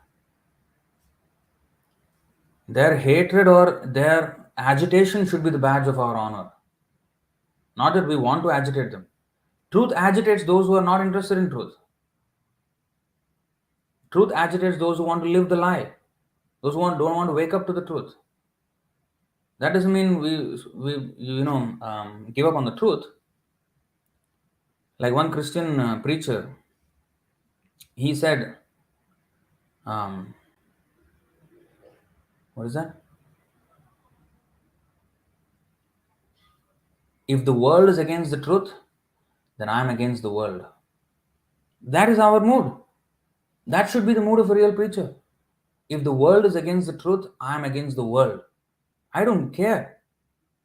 I should be for the truth. This is integrity. Now there's zero integrity in ISKCON. What is the integrity in ISKCON now? They will just crumble under pressure and okay, pandering to the public. That's it. What have they become? Instead of teaching the public, they're letting the public teach them.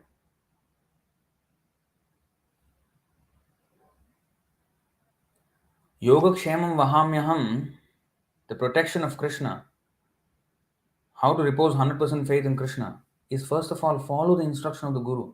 Otherwise, we will not have the protection of Kṛṣṇa. Kṛṣṇa said, I will protect. Why should we be worried? And here, their Kṛṣṇa consciousness, the pure potency that is representative of ISKCON, that Srila Prabhupada set up,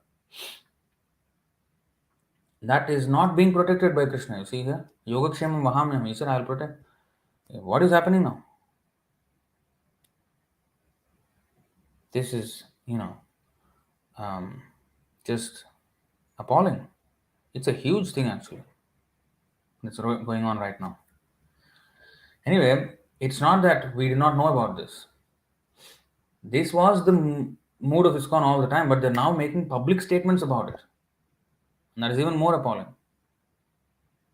We saw this all through, all the time. But now it is even more visible. They themselves declaring it. In writing they are giving. How he glorified Vivekananda and Ramakrishna is shameful. Anyway, a lot has to be said about that actually.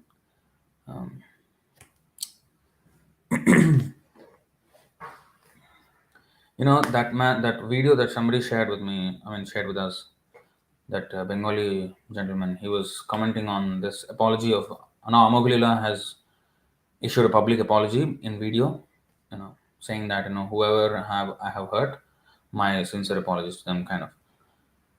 Now, of course, it's a damage control move, but it's actually a more damaging move, I would say. But anyway, this Bengali gentleman, I don't know his name, so he was commenting on it, and he said, you see,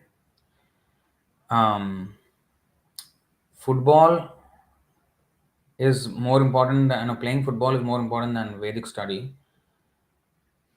Yes, he said that.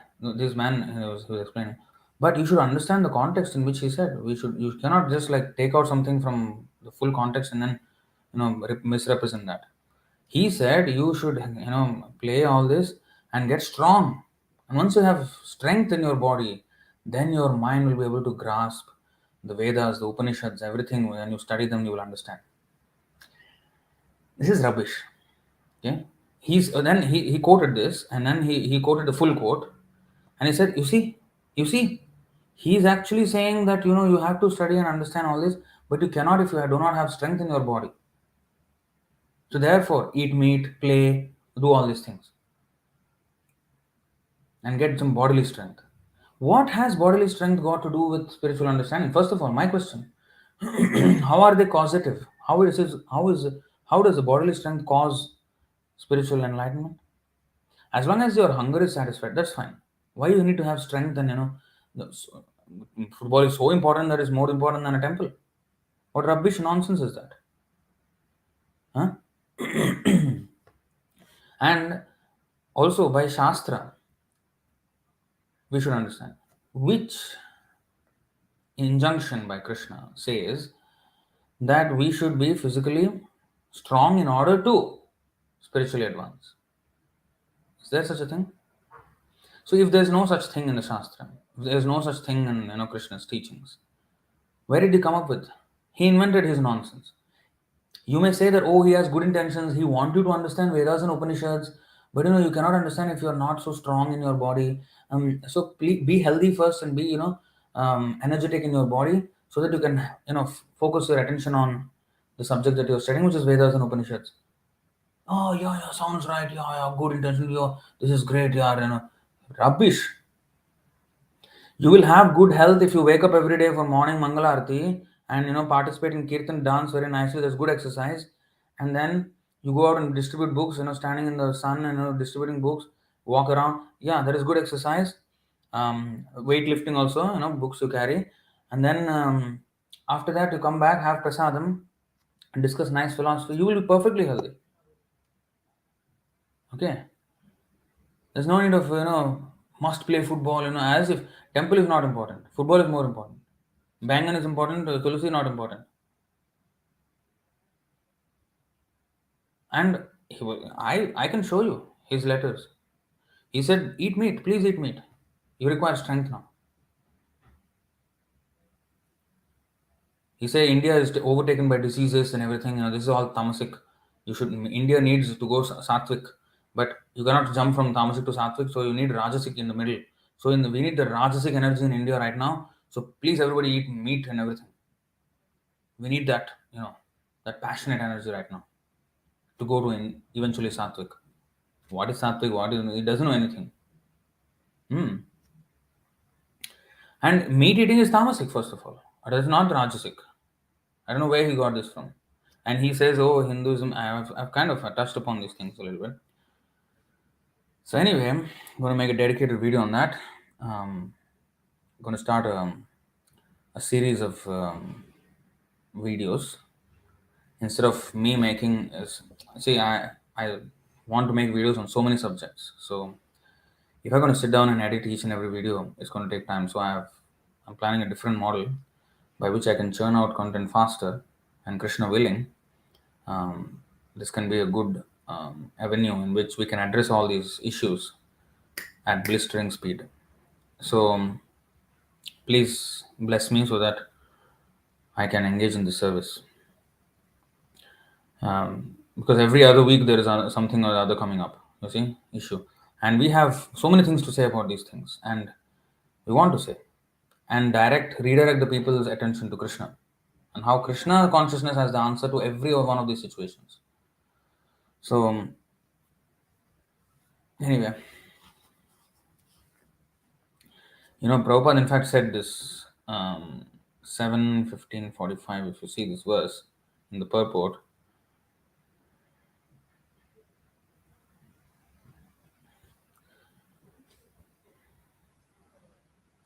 Achyuta balo यावन्निर्काय रथमात्मवशोपकल्पं धत्ते गरिष्ठचरणार्चनया निशातं ज्ञानासिमच्युतबलो दधदस्तशत्रुः स्वानन्दतुष्ट उपशान्त idam विजह्यात्. As long as one has to accept a material body with its different parts and paraphernalia, which are not fully under one's control, one must have the lotus feet of his superiors, namely his spiritual master and the spiritual master's predecessors. By their mercy, one can sharpen the sword of knowledge, and with the power of the Supreme Personality of Godhead's mercy, one must then conquer the enemies mentioned above. In this way, the devotee should be able to merge into his own transcendental bliss, and then he may give up his body and resume his spiritual identity. Now, Achyuta Balo. Achyuta Bala means two meanings. Achyuta and Bala, Balaram. Kṛṣṇa and Balaram. Now, another meaning is the strength received from Achyuta, which is also the strength received from Balaram. Now, about this strength, Vivekananda is saying we must be strong in order to attain spiritual life, and he was actually quoting this verse, this one from the Mundaka Upanishad. Nayamatma balahinena labhyo nacha pramada tapaso vapyalingat etair upayair yatate yastu vidvams tasyaisha atma vishate brahmadhama. You see the first sentence in the purport here, translation. One cannot attain the goal of life without the mercy of Balaram. Of course, this verse is not fully translated in this purport here. Nayam atma balahinena labhyo. So, the meaning is one cannot become spiritually strong. One cannot attain to the spiritual abode without strength. Balahina means devoid of strength. So he said, you see, we need strength. Let's focus on strength first. Later we'll focus on the spiritual aspect and everything. Let's focus on strength. And he was saying, oh, these diseases, nowadays, so many vegetarians and everything, all of them skinny and, some are suffering so many diseases and this and that. This is all tamasic, which need rajasic. And he himself had so many diseases, Vivekananda. About 21 different ailments he had. And he died at the age of 39. He got a brain clot. Krishna's mercy on him, actually. Because if he would have lived longer, he would have spoken so much nonsense, so much more nonsense. So Krishna actually anyway stopped him from doing that. But anyway, of course, everybody has to die. That's another thing. But to speak something and the exact same thing happening to him, like he's saying, "Oh, these diseases, this is all tamasic." I know he died of so many diseases. I mean, he had so many health problems, health complications. Who is tamasic then now? And he's preaching nonsense that we don't make fun of people who have diseases. No, that's not my point. He's eating meat. He's saying that will give strength, but he was eating, but he has diseases. So what? This is karma, okay? And the way to come out of this, yeah, healthy eating, but healthy eating doesn't mean meat at all. So speaking nonsense, that is what we're against. Diseases, yeah, according to one's karma, one may get, and that's a different thing. But speaking nonsense like this has to be, totally brought out to the public. So, nayamatma balahinena labhyo. Actually, the real meaning is spiritual strength. If you don't have spiritual strength, then you cannot, go back to Godhead. That spiritual strength is balaha. Bala is coming from Balaram. So that's why the translation here is one cannot attain the goal of life without the mercy of Balaram, spiritual strength. So he interpreted in his own way. Nayamatma balahinena labhyo. Balahina, this bala is used in the word in the Bhagavad-gītā. You see here, in the negative way.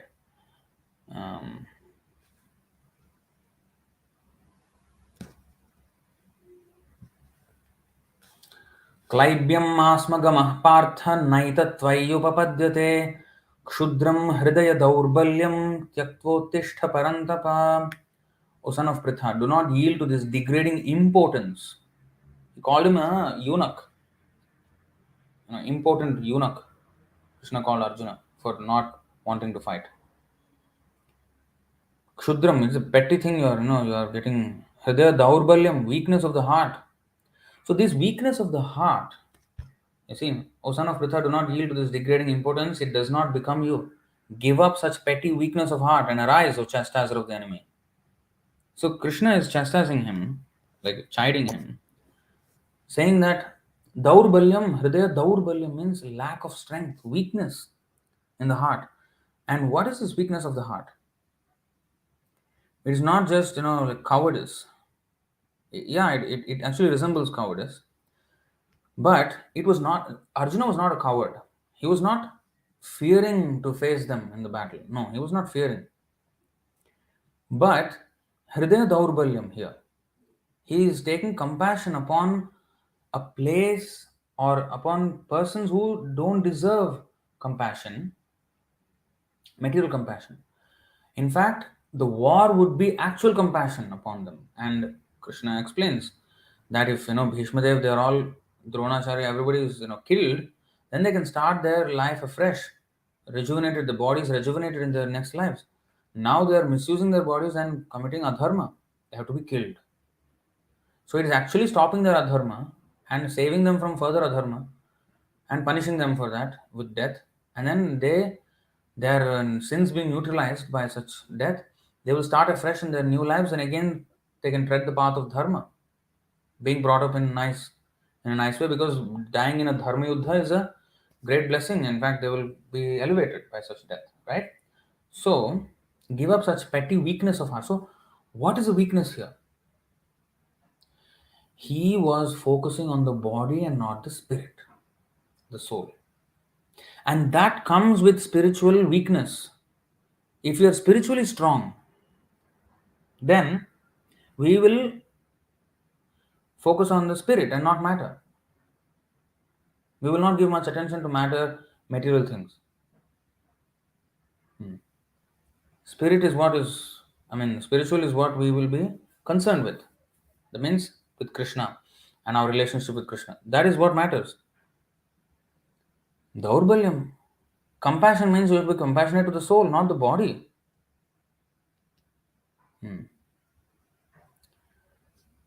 So this hridaya daurbalya means spiritual weakness, balahina. And nayamatma balahinena labhyo brahmadhama. You know the previous verse you see brahmadhama here. Sorry, here brahmadhama. This is the spiritual abode. We cannot get to the spiritual abode by hridaya daurbalyam or balahinena. We cannot approach. We have to have bala. So that bala is the mercy of Balaram. And then when Arjuna was cleared up of all his weakness of the heart, Achyuta bala when he got, the strength received from Achyuta, the infallible Krishna, after receiving Bhagavad-gītā, Karishye vachanam tava, nashta moha smritir labdha.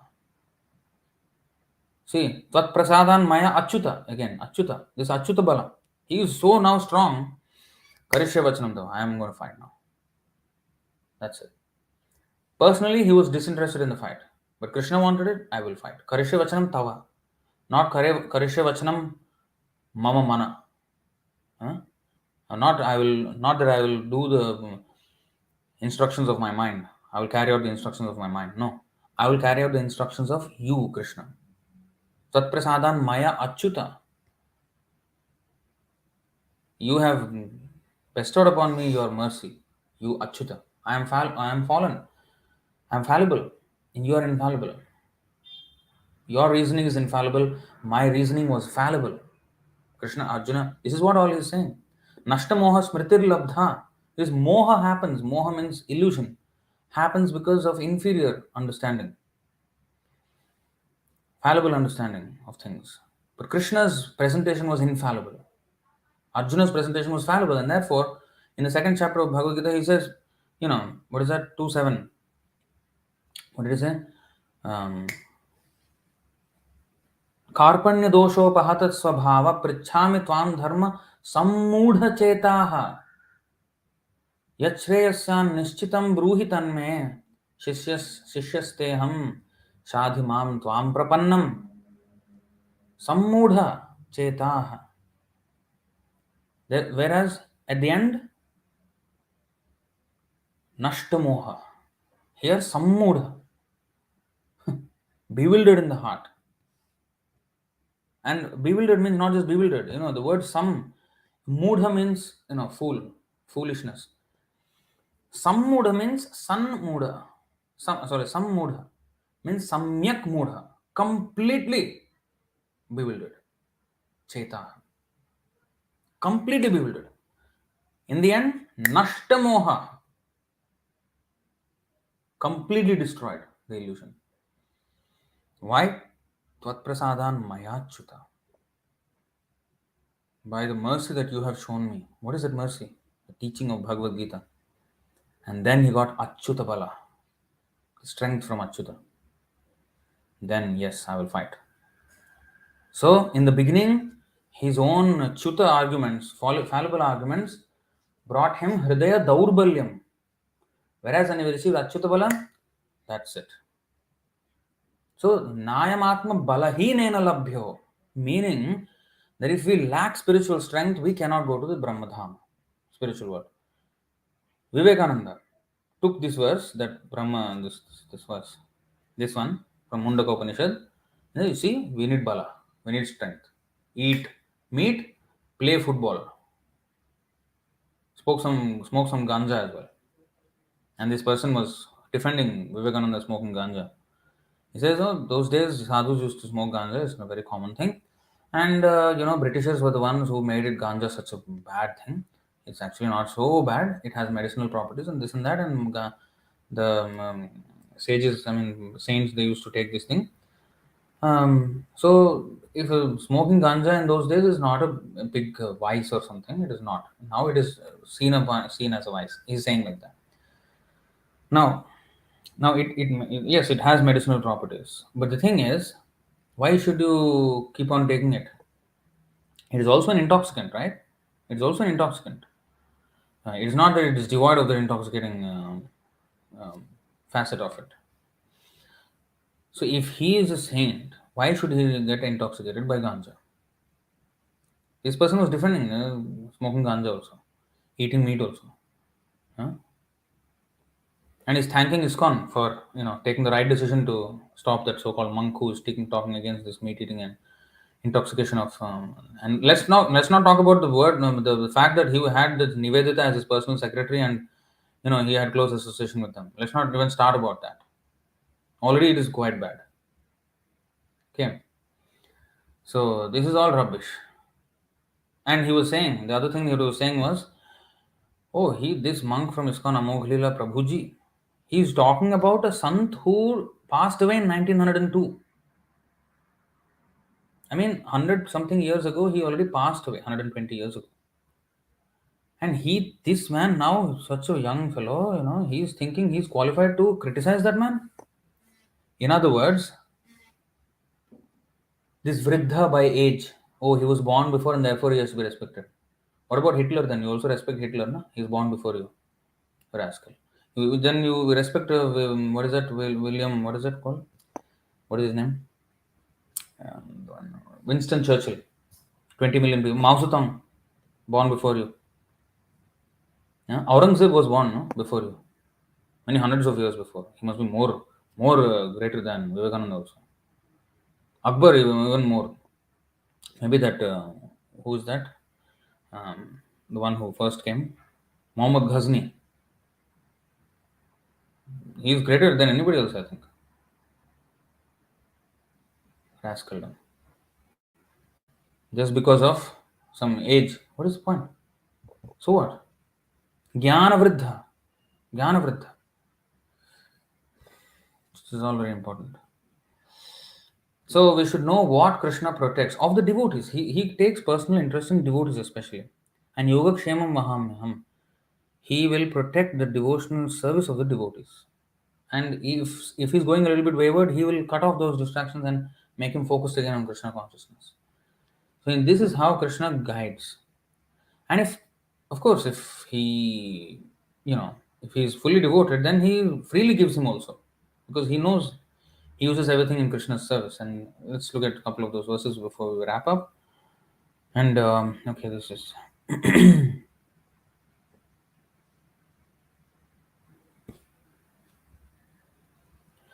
क्लेशभूर्यपि साराणि कर्माणि विफलानि वा देहिनां विषयार्तानां न तथैवार्पितं त्वयि. Karmis are always anxious to accumulate wealth for their sense gratification, but for that purpose they must work very hard. Yet even though they work hard, the results are not satisfying. Indeed, sometimes their work results only in frustration. But devotees who have dedicated their lives to the service of the Lord can achieve substantial results without working very hard. These results exceed the devotee's expectations. This is when Krishna supplies them in the matter of their service. Now, yeah.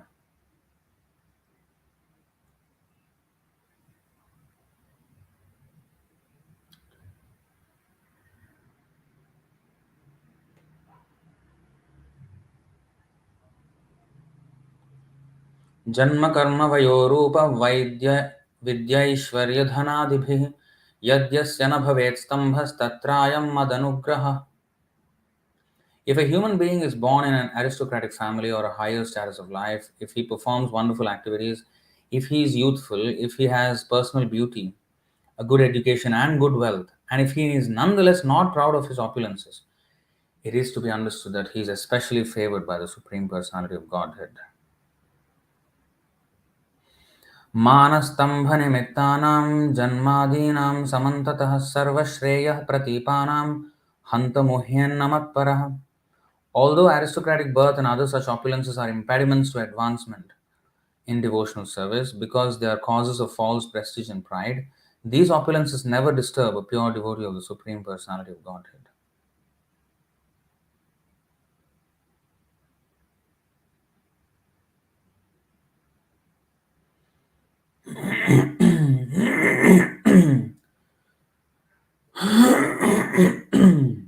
So, and then the verse that was shared in the comment section, 11th Canto, 26th chapter,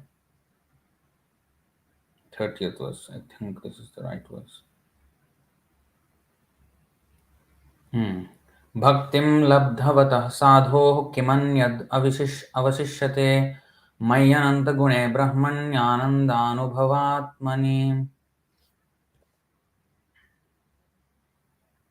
What more remains to be accomplished for the perfect devotee after achieving devotional service unto me, the Supreme Absolute Truth, whose qualities are innumerable and who am the embodiment of all ecstatic experiences? Experience. Okay, but there's another one. Slightly. Yeah. Anyway,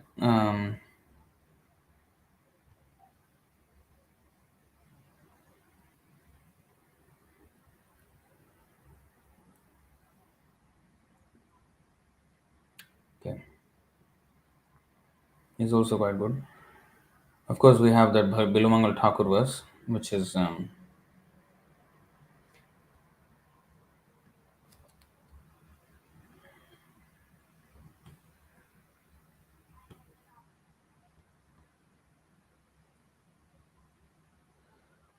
भक्तिस्त्वयि स्थिरतरा भगवन्यदि स्याद् दैवेन न फलति दिव्यकिशोरमूर्तिः मुक्तिः स्वयं मुकुलिताञ्जलिसेवते स्मान् धर्मार्थकामगतयः समयः प्रतीक्षाः. O my Lord, if one engages in your pure devotional service with determination, you become visible in your original transcendental youthful form as the Supreme Personality of Godhead. As far as liberation is concerned, she stands before the devotee with folded hands, waiting to render service. Religion, economic development, and sense gratification are all automatically attained without separate endeavor. Kṛṣṇa Karunamrita 107. So, Mukti Swayam Mukulitanjali Sevate Sma. Of course, Mukundamala Stotra also has a similar verse, 51st verse. So, anyway,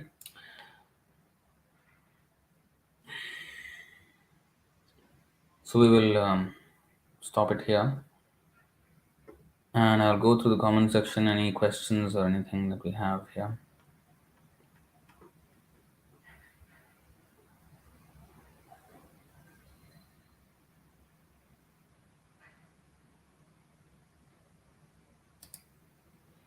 Westerners, they do this mischief. They say caste equals race. When I was a kid, I saw things like barbers with fair complexion and priests with dark complexion. I understood that was taught lies in school.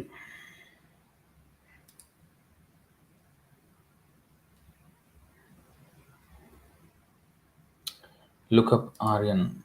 Anyway, that Aryan invasion theory is rubbish. So,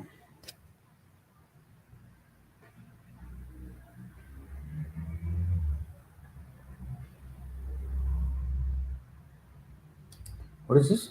I was reading Deuteronomy 7 and I got to verse 25 and it threw me off a little bit. Through. Is this decorative imagery equivalent to what I see in the temple? Are you mentioning Bhagavad-gītā? I don't know actually. What are you talking? What is Deuteronomy 7 or chapter 7 of Bhagavad-gītā? I don't know what you're talking about.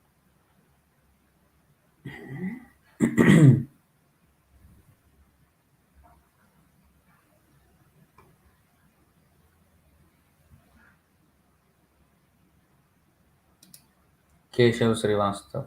Can Krishna devotees drink coffee or energy drink? No. It's intoxication. But why do you ask this kind of questions? You're not listening to the class, just asking whatever you want and not paying attention.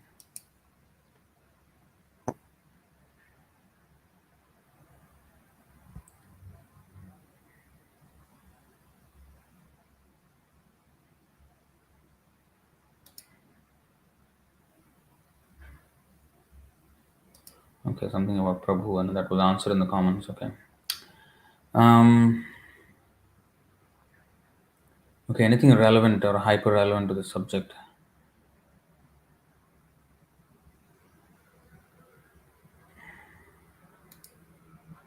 Lord Krishna will send feminist prostitutes to Vaikuntha if they cry once in repentance and female quotas, but Brahman virgin saints will go to hell if he gets distracted by prostitutes.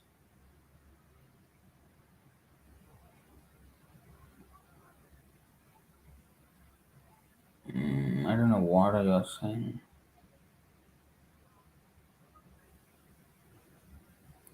Or the Brahmana and prostitute story is what you're mentioning?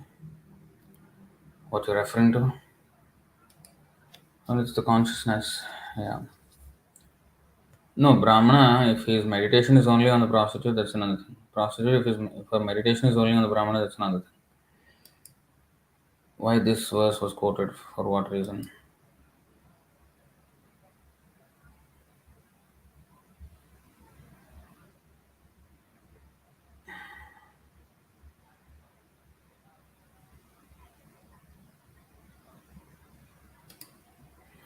It seems like you're only to ask for wealth if you use that wealth to spread the word of God, not meant for personal materials, etc. Okay, so regarding this, we actually, of course, we will beg for alms. That's another. We will beg alms. Um, alms means ALMS, not ARMS.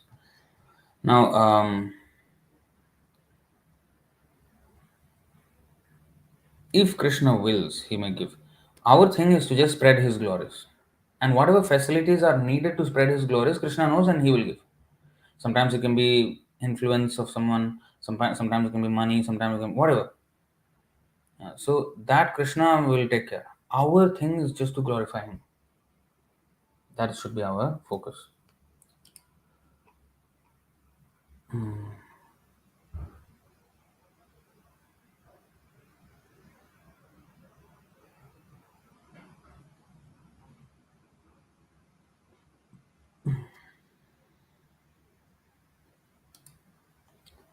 Fear has two faces. I might lose what I have and I may not gain what I want.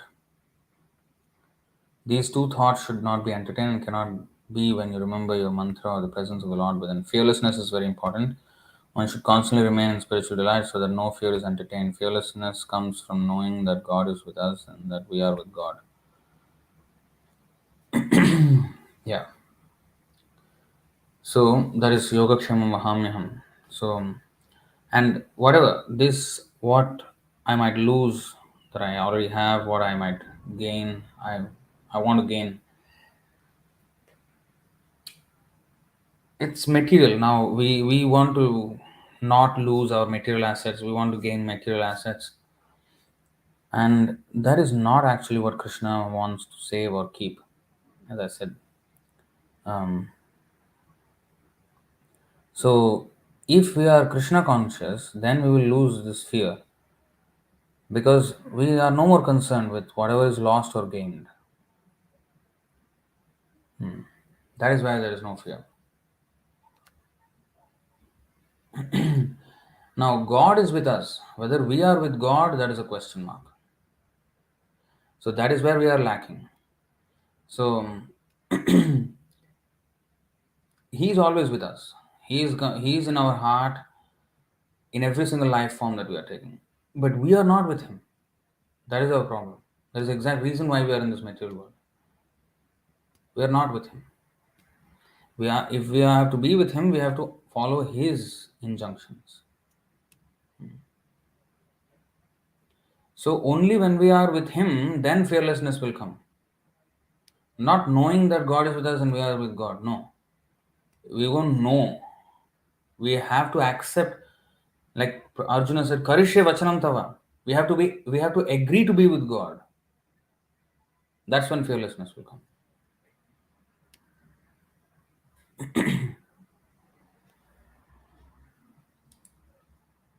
It's a the ball is in our court. We have to now play our part. So we have to say yes to Krishna. Not that we are already with Krishna. No, we are not. We have to agree to be with Krishna. That's the whole point of this Bhagavad-gītā and Bhagavatam. To agree to be with Krishna.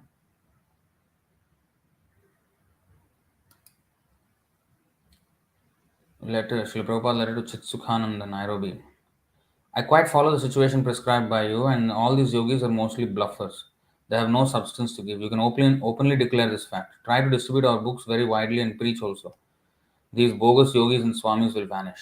Yes, that's what we want. We want them to vanish into oblivion. And that doesn't mean we want to kill them. No. We have to educate the public in such a way that they will not be interested. Those people should not have customers. Those people should not have any um, subscribers, followers. And that will happen if people are educated. People only follow them because they are in the dark. And these people are expert at growing mushrooms. In dark and damp places is where mushrooms grow. So if the sun is there, mushrooms don't, mushrooms can't grow very well. So mushrooms grow in dark and damp places. And these people are interested in growing mushrooms. So when we bring them to the Krishna Surya Sama, to the light of Krishna, and they will see that these people are rascals. So we have to save them by sharing real knowledge. That's why book distribution is important. Videos based on the books is important. Base should always be the book. Don't talk some rubbish nonsense. We have to show from the book. The books are the basis. And that's why this screen here is based on the books. I mean, this is the book. So we are speaking from the book.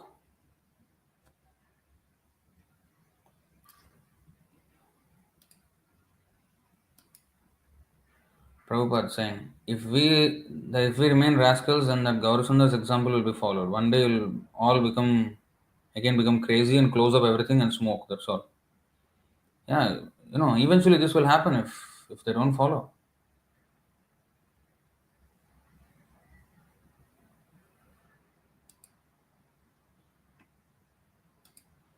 My Guru Maharaj used to say, Prana achhe jar, she hetu prachar. One who has got life, he can preach. The dead man cannot preach. Yeah. So you become with life, not like dead men. Without life, just like all my God brothers, they are dead men. And therefore they are envious of my activities. You see? All my God brothers. So he is directly condemning his God brothers. Some people quoting me the other day in the live stream, somebody quoted me, oh, those who are disciple today, spiritual master tomorrow. Then why all the God brothers are dead men? Here Prabhupada is saying, they are also disciples of Bhaktivedanta. No? Why are they not qualified gurus here? And this is the flaw in the logic. When they don't follow, how can the disciple means he should actually be a disciple in practice, not just by name. Oh, officially I'm a disciple, but I don't follow anything. Then what kind of disciple am I? And a strict follower, even then he cannot become guru unless he is qualified to be a uttama adhikari. So anyway, but you see, the main point is here, prana ache jar she hetu prachar. So they are losing life now, the spiritual strength, life force. Now they're going to come up with policy on how to preach without, making anyone angry. Preach. Don't make anyone angry. Then you have to speak whatever they want you to speak. You cannot. You see, Prabhupada, Bhaktisiddhanta Saraswati Thakur many times wrote this. The just preaching the positive thing won't do enough good. You have to contrast it with the material which is taking the pseudo role of the spiritual. We have to, clearly distinguish them. This is not spiritual. It is coming in the garb of spiritual. It is not. It is material. So the people can see through the cheating. But no, now we cannot speak against the cheating in ISKCON. We have to glorify the cheaters. And only talk about Krishna, Bhagavad-gītā, this, that, this. And don't talk what is wrong, who said what and wrong. That's not. Don't talk about it. Now they took up this stand against Vivekananda. How their whole character of a devotee, the principles that they stand for, no meat eating, no illicit sex, no gambling, no intoxication. And here they are saying, oh, this is just Vivekananda's dietary preference. He should not have spoken about that meat eating so badly, That's his dietary preference only, What is this rubbish? I mean, not only are we not condemning such nonsense, we are compromising, at least in words, our own principles of meat eating. No meat eating, sorry. Refraining from meat eating. If I even verbally agree with the meat eating principle of some idiot, and that means what? I have compromised in my own way, in my own principles. If I am following the principle of no meat eating, and if it is not such a serious thing that, yeah, that only is dietary preference. This is our dietary preference. Why are you making it a mandate then to become disciple? It's just dietary preferences, no. It has nothing to do with your spiritual advancement. Then why are you having this as the prerequisite for initiation? You should remove that then. Is it not? Otherwise, why are you referring to it as some dietary preferences? Now, they may say, no, this is all damage control language, just to pander to the public. If that's what they want to say internally to us, that's not how we should behave. We have to be honest. We can't be, glorifying the idiots and rascals just because, oh, we want to get some recognition from them. Why? We don't need the recognition. We need to teach them what is correct and what is wrong. They don't know. And we should help them.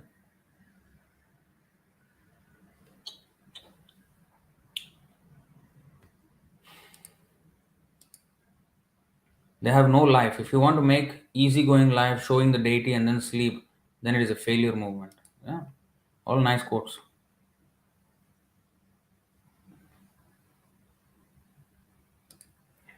But so now Hanuman, what am I saying? But it is a known fact Swami Vivekananda had incredible yoga siddhi, mystic power. Does this not prove he is under different jurisdiction and cannot be commanded? What is his yoga siddhi? Can you tell me what is his yoga siddhi? Eating fish and nonsense. What is his yoga siddhi? You tell me what did he do yoga power that mystic power that he is known fact. What known fact? What is that known fact? Tell me some fact first. And even if he does something, Bishaki Sen was there. He was a greater yogi than Vivekananda. Tantric yogi. He was at the time of Bhaktivinoda Thakur. By his will, he could cure the diseases of people, and he brought the entire village under disease just by his mystic power. He did not eat anything for 21 days when he was put in jail, and sparks were flying from his head when he wanted to show his thing a little bit anger, and sparks were flying from his head. And when Bhaktivinoda Thakur was, passing judgment against him, he had to be brought in a stretcher to the court, and even then he pronounced judgment against him. And he was on a stretcher because he was so sick because of the mystic power of this Bishaki Sen. Vivekananda is nothing compared to him. But even that Bishaki Sen, Bhaktivinoda Thakur took head on. He took him head on. That is called boldness. Oh, Bishaki Sen is so powerful, man, and he's popular among all the people. Okay. Let's. Yeah, Bishaki Sen is a great man. He can do whatever he wants. If he wants to dance with some woman, who can stop him? After all, he's also purifying their wombs so that they can have good children. Actually, he's just blessing them. That is his sexual preference. Did Bhaktivinoda Thakur do that? His wife, Bhaktivinoda Thakur's wife, told him, because Bhaktivinoda Thakur's daughter became extremely sick by the mystic power of this man. When he was holding him accountable in court, his daughter was almost dying. To that extent, it went. And Bhaktivinoda Thakur's wife told Bhaktivinoda Thakur, please, you give up on this case because our daughter is going to die. I don't know what all inauspiciousness will come to us. Please don't proceed and please don't punish him. Bhaktivinoda Thakur said, I don't care. I will never compromise. And he went. He was also sick. He also became sick. He was on a stretcher. He could not even sit properly. Bhaktivinoda Thakur said, take me on a stretcher to the court. Now, I want to pass a judgment against him. Let me even die, but I will not spare this. That is the boldness our parampara is standing for. That is our legacy. By issuing this kind of apology, they're putting shame on Bhaktivinoda Thakur and Bhaktisiddhanta Saraswati Thakur and Srila Prabhupada. Shame on ISKCON.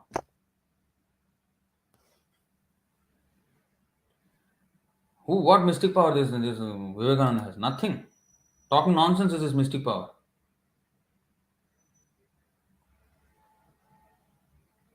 He needs some fist power, not mist power. Huh.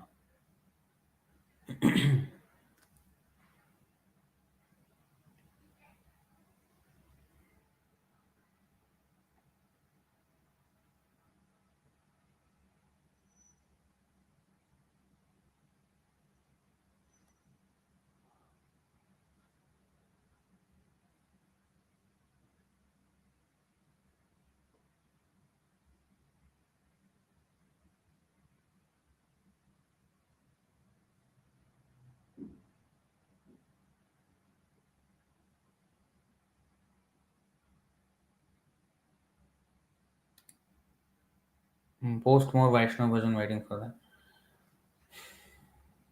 Okay, but please understand what I'm saying.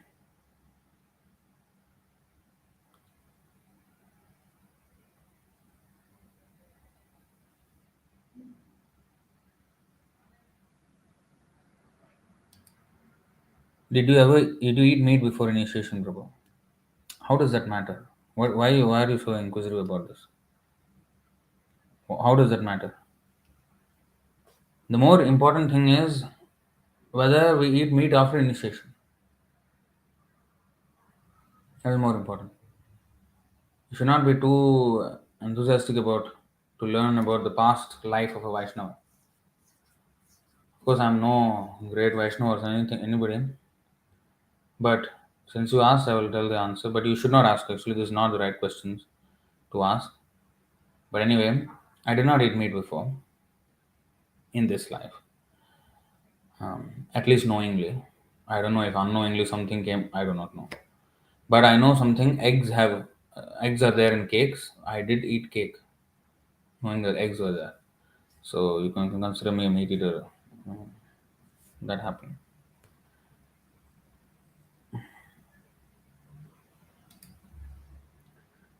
Is determination a mental quality, or can one cultivate spiritual determination like determination to practice devotional service regardless of our material situation?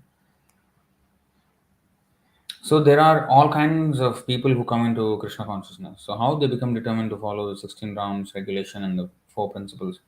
How does that happen? 100% commitment. That's it. Now you see, I'll give you an example. Nowadays, divorce is quite common, but at least in India it is not that common. It's becoming common. But mostly, at least in previous times, marriage, a commitment that was taken once, and it is upheld throughout the life. There will be some people who don't keep their promises, and of course they will be punished by later on. But vast majority, at least in India, they used to keep their promises, and even now many people still keep their promise all life, and that's the vow. Now, how to have the determination at the time of marriage when one is young and everything? How to have the determination that for the next 70 years, as they say in Christianity, till death do us part. Of course, in our case, in our Vedic system, until sannyas. It's not that till death do us part, we will be together and everything. But this commitment, all kinds of people get married, right? Those who are determined, those who are not determined, you know, in their daily habits in different ways. But how are they able to keep the determination of staying with one woman or one man when there are so many distractions everywhere? How are they able to do it? How are they able to do it?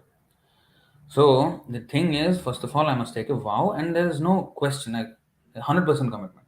If it is even 99%, then it is that 1%, that chink in the armor is enough for Maya to, like a small hole in the ship is enough to sink the ship. So it has to be 100% uh, commitment, no matter what happens. It's not that if it happens this way, then I'll see what I'll do, like that. No, 100%. That's it. Whatever happens, I don't care. Nothing else is more important to me than this commitment. It's a non-negotiable. There's no point, and at no point I'll negotiate that. Only when we take it like that, it can be kept. But again, there will be a lot of challenges to keep that. Now, it is one thing to say at the time of marriage. I'm giving an example of marriage because people can kind of get it. Yeah? Initiation is the exact same thing. In fact, it is life after life. So, at the time of marriage, the vow is okay, until death. But after the wedding, during the course in the years of marriage, there will be a lot of challenges in which the marriage will be tested. There will be disagreements, there will be fights, there will be this and that.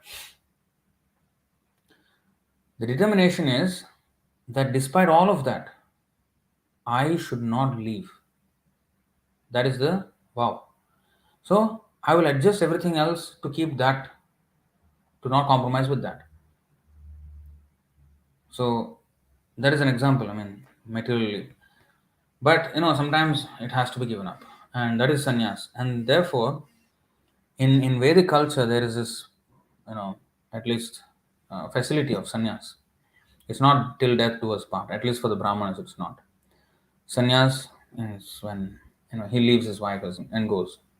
Panchashordhvam manam vrajet. So family life is not like a permanent settlement. It is just a license for sense gratification and some responsibility during that phase of life, but then eventually going towards sannyas. So that is the natural progression. The commitment is when we take diksha, initiation with a spiritual master. Okay, I am doing this and this, and then now after initiation there will be many incidents. It's not that after initiation I will be this never faulting, never nothing. No, there will be a lot of challenges. Sometimes we may offend devotees, offend this, and we may have difficulties. We may, our faith may be shattered, and or our faith may be questioned, or like shaken, or whatever, for whatever reasons. So all that will be tested. So we have to stick with our original vow of not. That is the meaning of vow. No matter what happens, I'm not going to compromise with this. So if we can keep that constant and adjust everything else around it, and keeping ourselves in the association of devotees, so that we can also, an association means not just being, having them as social media contacts, followers or friends. Oh, I'm his Facebook friend. No, I know that devotee. No, that is not association. Or just to, association means this, that we have to be eager to imbibe the teachings and the qualities that devotees have. If we are not serious about following the instructions, then I'm not taking association actually. If I'm not serious, period. So I have to be serious in wanting to follow the instruction. Karishye vachanam tava. Prabhupada said, a mantra siddhi. This is the perfection of all mantras. Because all our study, all our vratas, all our tapasyas, all our chanting, everything comes to this one line. Karishye vachanam tava. I will do whatever you say. And you say means who is the who? You, Kṛṣṇa. Of course, now we are not having direct communion with Kṛṣṇa, so how? Then Prabhupada. Okay, then Prabhupada, I cannot say what he will say to me. Okay, there are clearly laid down rules and regulations by Srila Prabhupada. And he also gave the temple system, where the temple authority we have to follow.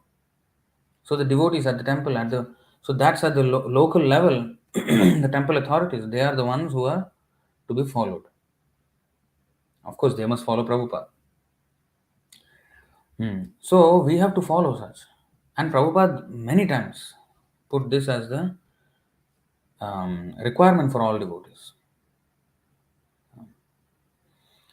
So we have to follow. Then yes, Karishya Vachanam Tava, that if we can have that thing, then all our study of Vedic literature, everything, all is in the right direction.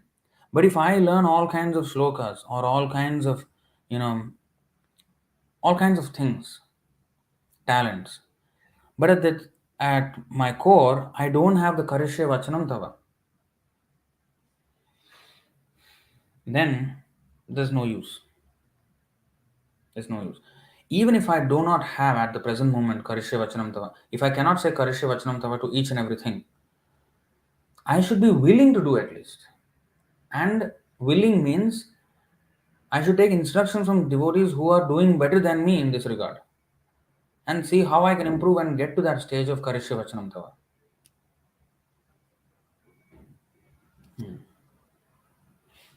So this association is very important to, be determined like this. We should be inquisitive and eager to learn how to become more and more surrendered.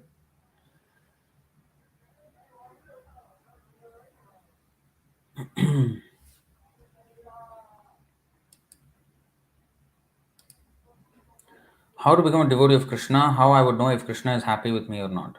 Yasya prasadat bhagavat prasada. If the spiritual master, Srila Prabhupada, is happy, then Krishna is happy. Then you may ask, how do I know Prabhupada is happy or not? By following his instructions, he will become happy. Why he will be unhappy if you follow his instructions? Right? So he will be happy if you follow his instructions. His instructions are very simple. Chant Hare Krishna, follow the four principles, attend Mangalarti, morning program, eat only Krishna Prasadam, read his books, associate with devotees, engage in service in the association of devotees. These things we must do. And then Prabhupada will be happy and Krishna will be happy. That's all. Is material occupations referring to a job? Yeah. Anything material. Anything. Anything that is not aimed at our spiritual advancement. But material occupations generally they refer to a job. If someone given poison, what happened to him after giving up the body? Because I read somewhere in Garuda Puran that accidental death sends Jivatma in ghost bodies. But here he given poison by someone. Yeah, all this same, all untimely death. Dvaram kimekam narakasya nari.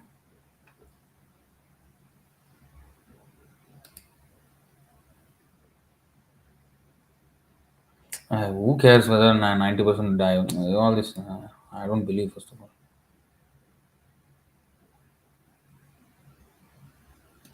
Any thoughts on Swami Mukundananda? Mukundananda is the person with the long hair who speaks about Krishna and all that, right? Yeah, he makes fun of ISKCON. He says, oh, they analyze Shiva as 85% God, and 90, Brahma is 78% God, and Narayana is 94% God. So he made a video like that. Anyway, he has his own flaws. We'll deal with him some other time. I don't understand.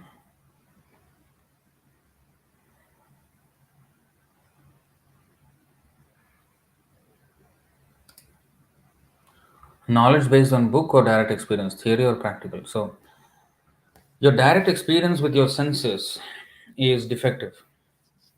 You will not have clear perception because senses are defective. Brahm pramad vipralipsa karana pata. And knowledge based on book, this is usually shunned a lot in today. But this book is not any book. Bhagavad-gītā, Srimad Bhagavatam, which is the word of God. Okay. So, whatever the book says, the Shastra says, is correct. Okay. Now, we have to see through the book. Our experience should be validated by the book. And even if we cannot experience what is said in the book, we have to take that the book's version is always right. Now, once we have such faith, eventually when we become advanced, then we will actually be able to see everything that is said in the book that we initially could not see. But in the beginning, the faith is required. If the faith is not there, then nothing much can be done. So, first of all, it is theoretical. It's not a theory. Theory is usually is a wrong word. Actually, it's a Western word. Theory is when somebody comes up with a postulation of how he thinks it works. That is his theory. But ours is not theory. Ours is handing of facts to us. This is facts because Krishna created everything, so he knows best how is what and what is what. So he is telling us something in the book, and it is not subject to questioning. It is fact. Whether we can or cannot understand it, it is a fact. Whatever he says is a fact. Eventually, when we become advanced, more and more advanced, we will start to realize these as facts. But in the beginning, when we even don't realize it as fact, we have to take it as a fact and not subject it to some kind of validation by our perceptive experimentation. No. I hope that is clear.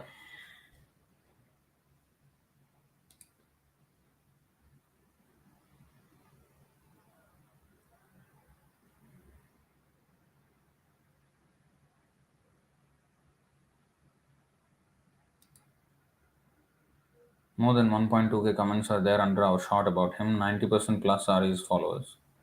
Yeah, I actually want to. I want even more. I want 99% hate comments on my video when I make against Vivekananda.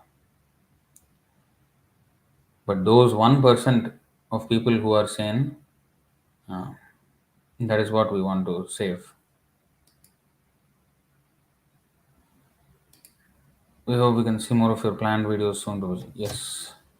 So I would need some help from. I need a team for this. Anyway, I will contact some of you, and if anyone is interested to participate in this, they can message me. They can reach me out.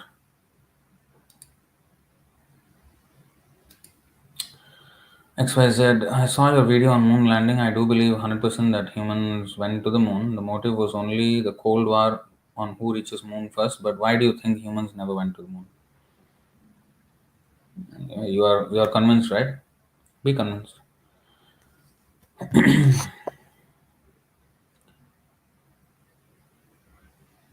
Anyway, it's not today's topic. That's the point. No one can really change my opinion that when humans went to the moon. I know it is by Krishna's grace, but when we tell that they never went to the moon, we are criticizing Krishna who gave them the ability. You are criticizing Krishna by not knowing how things actually work, how interplanetary travel actually works. You do not know the system set up by Krishna. Krishna set up this system. Yanti deva vrata devan pitrin yanti pitruvratah bhutani yanti bhuteja yanti madhyajanopamam. Those who worship the demigods will take birth among the demigods. Those who worship the ancestors go to the ancestors. Those who worship ghosts and spirits will take birth among such beings, and those who worship me will live with me. So, to take birth among the demigods means to actually go to the planets of the demigods. And the yogis used to do this, and that is the process that Krishna mentions. He never mentions you go take a rocket and go there now. He doesn't mention that. So, you are actually criticizing Krishna by saying that that is possible. Hmm.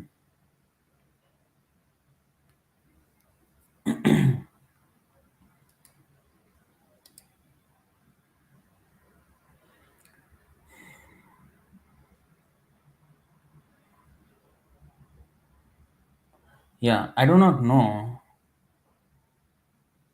I do not know why you ask questions that is not connected with the topic.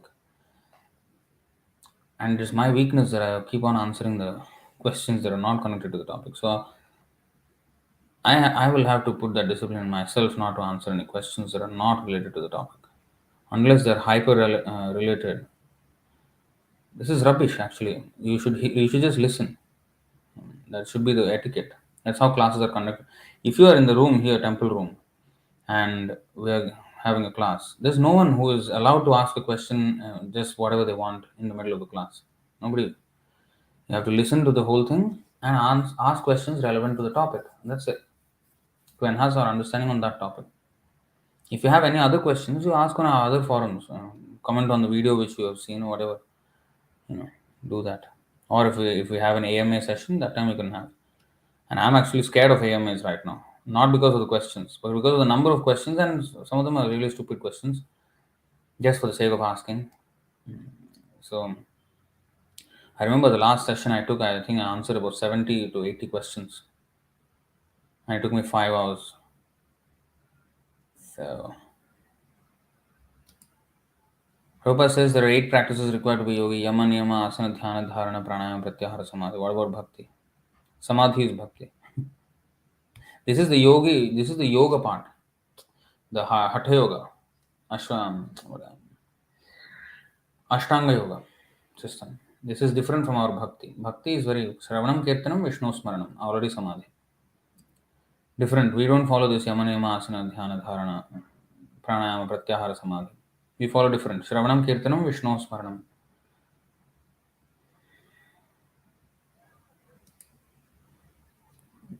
Sorry, I did not know the topic of discussion. I joined late. Please answer later, but not in today's session. Sorry.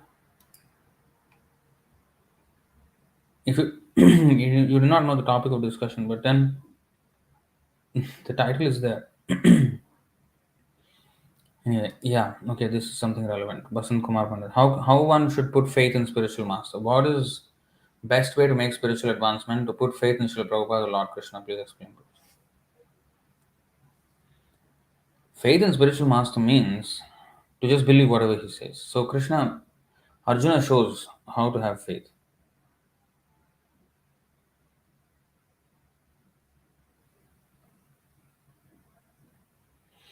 Sarvameta dhritam manye yanmam vadasi keshava nahite bhagavan vyaktim vidurdevan danava. O Krishna, I totally accept as truth all that you have told me. That is faith.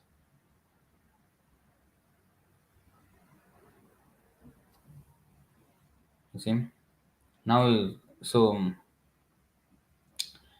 I totally accept as truth all that you have told me. That is faith. So, what is the best way to make spiritual advancement? To put faith in Srila Prabhupada? Associate with those people who are having such faith and who accept everything that the spiritual master or Srila Prabhupada says. And read the books and associate with those devotees who are reading and following and having such faith in Krishna consciousness, in the words of Srila Prabhupada. And then we will get all of it. That's it. It's very simple actually. Just for information, Swami Mukundananda was an ex-ISKCON brahmachari and later joined Kripalu Maharaj. Now he is a brand of his own. Okay, he's the same person. Okay, so I was sure about, I was correct about what I was thinking, who Mukundananda was. So, yeah, so he is, I do not know he was an ex-brahmachari, but so anyway, yeah, maybe later we can take him on, but we have more serious ones to take on right now.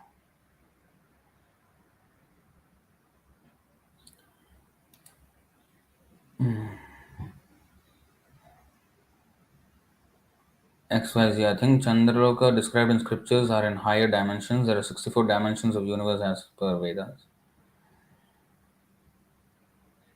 Let's understand very simply that it is far higher planet and it cannot be reached by being in the mode of passion and ignorance. That's it. And what is this comment? Extremely cute. What is this nonsense? 3 times or 4 times I think you wrote that. You have any brain or not? Like, any brain? Hmm? No brain. What is the comment? What is this comment? Huh? Have some decency, na? Huh? Have some decency. You should know, learn how to speak even. Just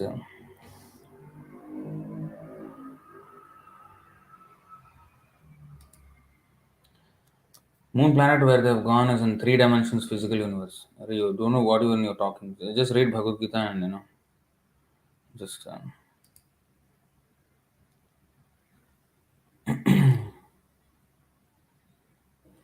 okay. So I think that's the end of the comments and questions. All right. Thank you all very much. Bhagavad-gītā ki jai. Srila Prabhupada ki jai. Anantagori Vaishnava Vrinda ki jai. Huh? What is this? How to know Tattva fast?